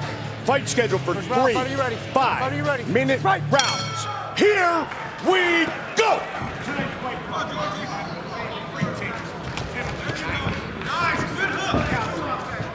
Karakhanyan in the blue gloves, Sanchez in the red gloves. Nice left hook by Karakhanyan to start the fight off, but here comes Sanchez with that volume. It's funny, you'll get guys like Sanchez. Sanchez loves to fight. There's a lot of fighters out there that they're good at fighting, but they don't like to fight. Sanchez is not only good at fighting, he loves to fight. Which is interesting, John, because he also commented to us that he loves to fight, but sometimes he puts too much pressure on himself. He needs to go out there and just let loose and have fun. Yeah, and, you know, exactly what I thought Georgie Karakhanyan should do in taking him to the ground. That's what you're seeing. That's showing that Georgie has looked at this fight and says, you know what, I need to be smart because this guy brings so much. I need to control the pace and control the position of this fight. Karakhanyan said 4 weeks ago, I had no home for my fight career. Now, not only am I back with Bellator, but I'm in the main event. It is absolutely statement time. You know, you get these opportunities, and they just don't come along every day that you get the opportunity to fight someone that is in that position to be in the title contention, like Emmanuel Sanchez, coming back from not even being in the promotion. This is what Karakhanyan is getting. This is an opportunity you can't let pass by. Had 2 fights in the country in which he was born. There were parts of it that weren't ultra enjoyable. That's the condensed cliff note version. That's a definite cliff note version. That's the cliff note. Georgie was fighting for a different organization. He fought in Russia. His second fight, he got fouled at the end of the round, and he got hit with a left hook while the bell had rung, and he got hurt, and he couldn't go on in the fight. They gave a disqualification victory to him, and then the organization turned it around and weren't too kind to him and thought he just gave up and should have fought on. And it's like, you have no idea, you know, how hurt somebody is when they take a shot without expecting it. And that was the big problem. And, you know, Georgie says, I don't want to fight there anymore, and we're glad to have him back in Bellator. He also said I had a really, really small hotel room. Blessed to be back, the words that he used, ready to take advantage of it. And again, I think it is very important to mention that he's at the training lab with Syed Awad, who will be in our main event in a week. Juan Archuleta, Aaron Pico, Cub Swanson, TJ Dillashaw, his coaches, Arnold Jimenez and Mark Munoz. We got a great crew over there. And you see Emmanuel Sanchez, what he's doing, he's locking down that left arm of Karakhanyan's, trying to create an angle that he can do something with. But Karakhanyan keeps on coming out, straightening out that angle, getting himself centered. Here it comes up with the triangle, but he still doesn't have it. Sanchez is working off of his back. Now, he's not being successful with a lot of doing, but he's got a good omoplata going right now. He has the ability to possibly get a sweep out of this. Right to a triangle, and with Georgie on his back, that's not a good place. Exactly. Georgie sitting on his butt is not the place he wants to be when he's got that triangle being thrown up. But this is the ground game of both fighters. This is showing you, look at Georgie Karakhanyan has been a black belt in jiu-jitsu for a long time. It's showing you the ground game of Emmanuel Sanchez. Emmanuel, from underneath, is the guy that's controlling what's happening on the ground. Georgie's trying to slow it down, and Emmanuel's trying to open it up. Sanchez received his Brazilian Jiu-Jitsu black belt from Coach Daniel Vanderlee October 10th of last year. I remember congratulating him on that shortly before his fight November 15th in Tel Aviv. So he's done the work on that part of his game. Black belt in Brazilian Jiu-Jitsu since 2011 is Georgie Karakhanyan. It's not only that black belt in jiu-jitsu with Emmanuel Sanchez, it's the wrestling that he's improved in so much. All that work with guys like Ben Askren, Tyrone Woodley, when he's at Rufus Sports, it has made him a guy that he's so good in every element that's why he is where he's at now. Well, as I mentioned earlier, the fact he's been in the main or co-main for his last 5 fights speaks volumes to the trajectory of his Bellator career. 10 seconds on the clock here in round number 1, and a good round for Georgie Insane Karakhanyan.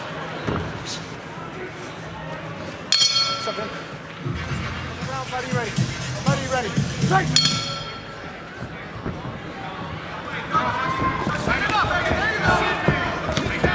2. Round 1 to Georgie K. Round 1 goes to Georgie K. Just a little bit more volume. You're always going to give more to the guy punching on top of the guy elbowing and punching on from the bottom, just because gravity's working against him. So I go with Georgie in that first round. Arnold Jimenez and Juan Archuleta, the Spaniard, in the corner of Georgie Karakhanyan here tonight. Our main event, Mike Goldberg, Big John McCarthy. WinStar World Casino and Resort for the 19th time in Bellator history. And what a difference that we're seeing in just the style of fight that Georgie Karakhanyan is coming after Emmanuel Sanchez with compared to the first time these guys matched up. First time he's trying to be the kickboxer, trying to land the big punch. This time he's saying, oh no, I'm going back to my roots, I'm going back to my wrestling, I'm going back to my jiu-jitsu. I'm gonna fight on the ground because that's where I believe I can beat you. Conditioning, or the confidence, John, that you are in the best condition of your life can change your game plan drastically. Absolutely. Look, there's no doubt it's much more taxing, much more difficult to be the grappler and to push the pace on the ground and in these positions of the clinch. That is something that you've got to have cardio for, but he believes he has it now, so that he can go into this with confidence saying, I can get this and I can maintain it. That's a world of difference compared to what he had before. And we are seeing it on display thus far. His coaching staff executive, they're telling him, don't sit. He's sitting in that position, holding the leg. They're kind of stalemated out, but you can't sit there. You gotta move, you gotta create something. If you sit and you're getting hit like Emmanuel's hitting him, you're losing. You don't want to be in those positions. Nice takedown by Emmanuel Sanchez. Exactly the kind of takedown he would love to have. Karakhanyan's already starting to turn here. Look at the body positioning of Emmanuel Sanchez. Look at that knee shielding up inside. Beautiful job by Emmanuel Sanchez. His jiu-jitsu game is top-notch now. Daniel Vanderlei has done an incredible job of coaching and teaching Emmanuel Sanchez to be a great ground fighter. Georgie Karakhanyan has never been submitted in his professional career. That could all change right now. 39th professional fight tonight for Georgie Karakhanyan. Sanchez, 7 wins by submission, 6 have been by choke.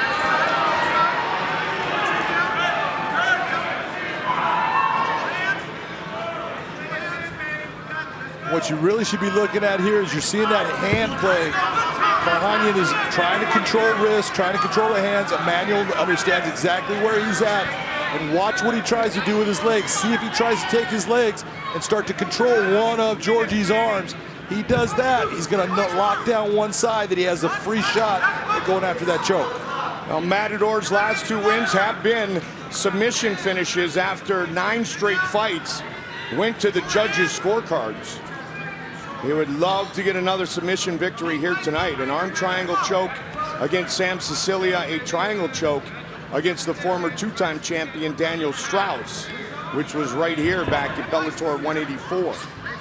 And it's telling you exactly when you look at all the fights that Georgie Karakhanyan's had, looking at, close to 40 fights, never once has anyone submitted him. So if Emmanuel can pull that off, that's saying a lot about where he's at with his ground game.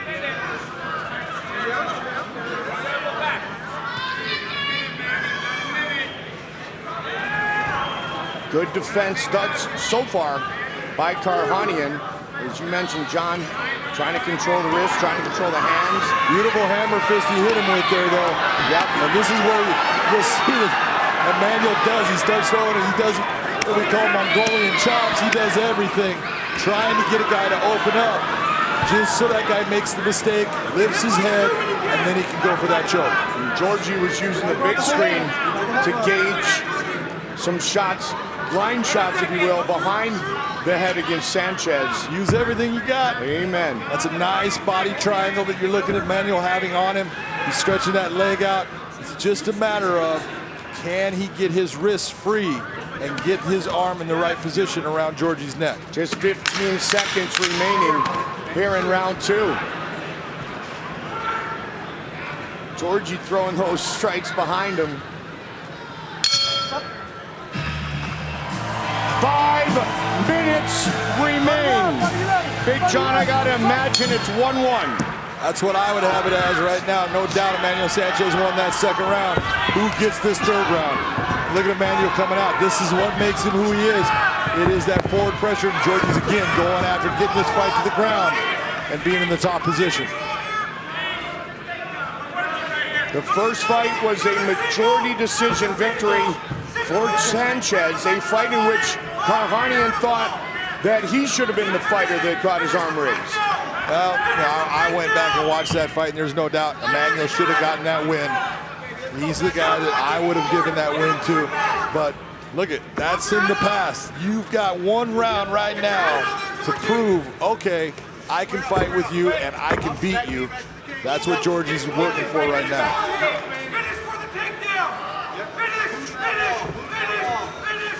He's got his arms around the waist of Sanchez. He's got the ability to get this takedown. He just can't finish it. You see Sanchez reaching inside for that thigh. That's a switch to try to get position, put pressure down on the shoulder of Karakhanyan as he tries to move. He just gave up on that.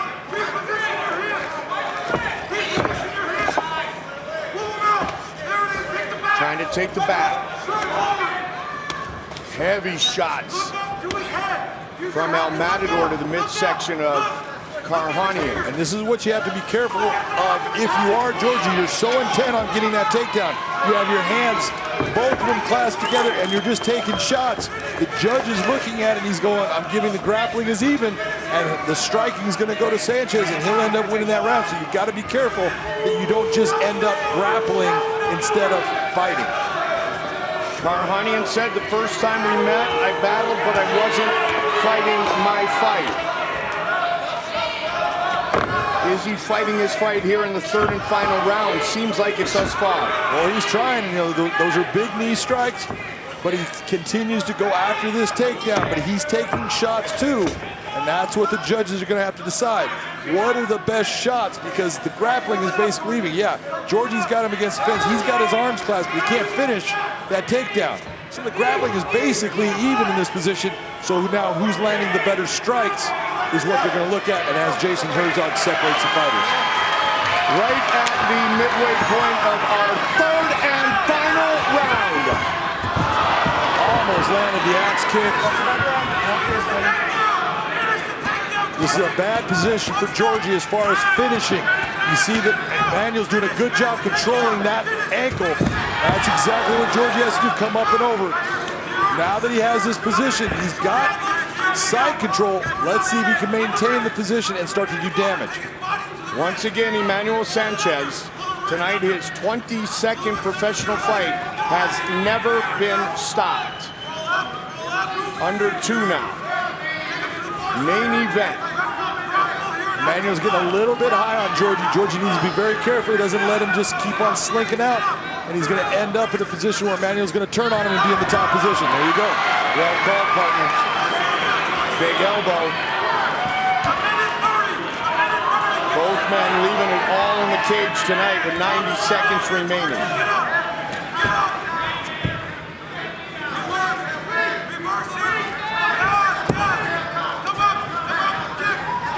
Oh, nice left hand landed. That's a beautiful job by Emmanuel. Giving some distance, posturing, and coming down with a good strike. Sanchez said, I felt like at a full clip I could have unleashed in my title fight against Patricio Pitbull. He's trying to unleash everything here in this third and final round. That's you watch exactly what Emmanuel just did. Jumps out of the position, turns quickly, and comes right back at him. The guy is just a non-stop motor. He's so hard to deal with because of the amount of pressure and that pace that he brings.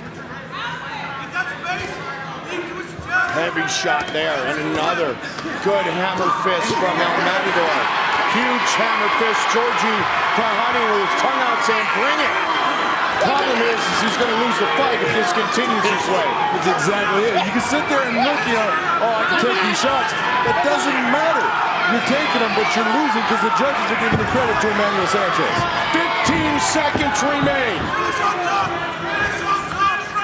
Sanchez trying to close out what would be his 10th Bellator win.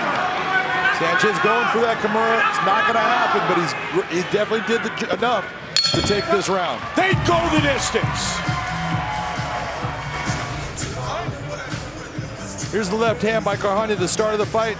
Beautiful left hook, but it was the grappling that both guys went after. The grappling in the first round, this is Karakhanyan taking him down. Sanchez he's doing a good job of isolating one arm, but unable to stop the ground and pound. But then he comes with that takedown in the second round.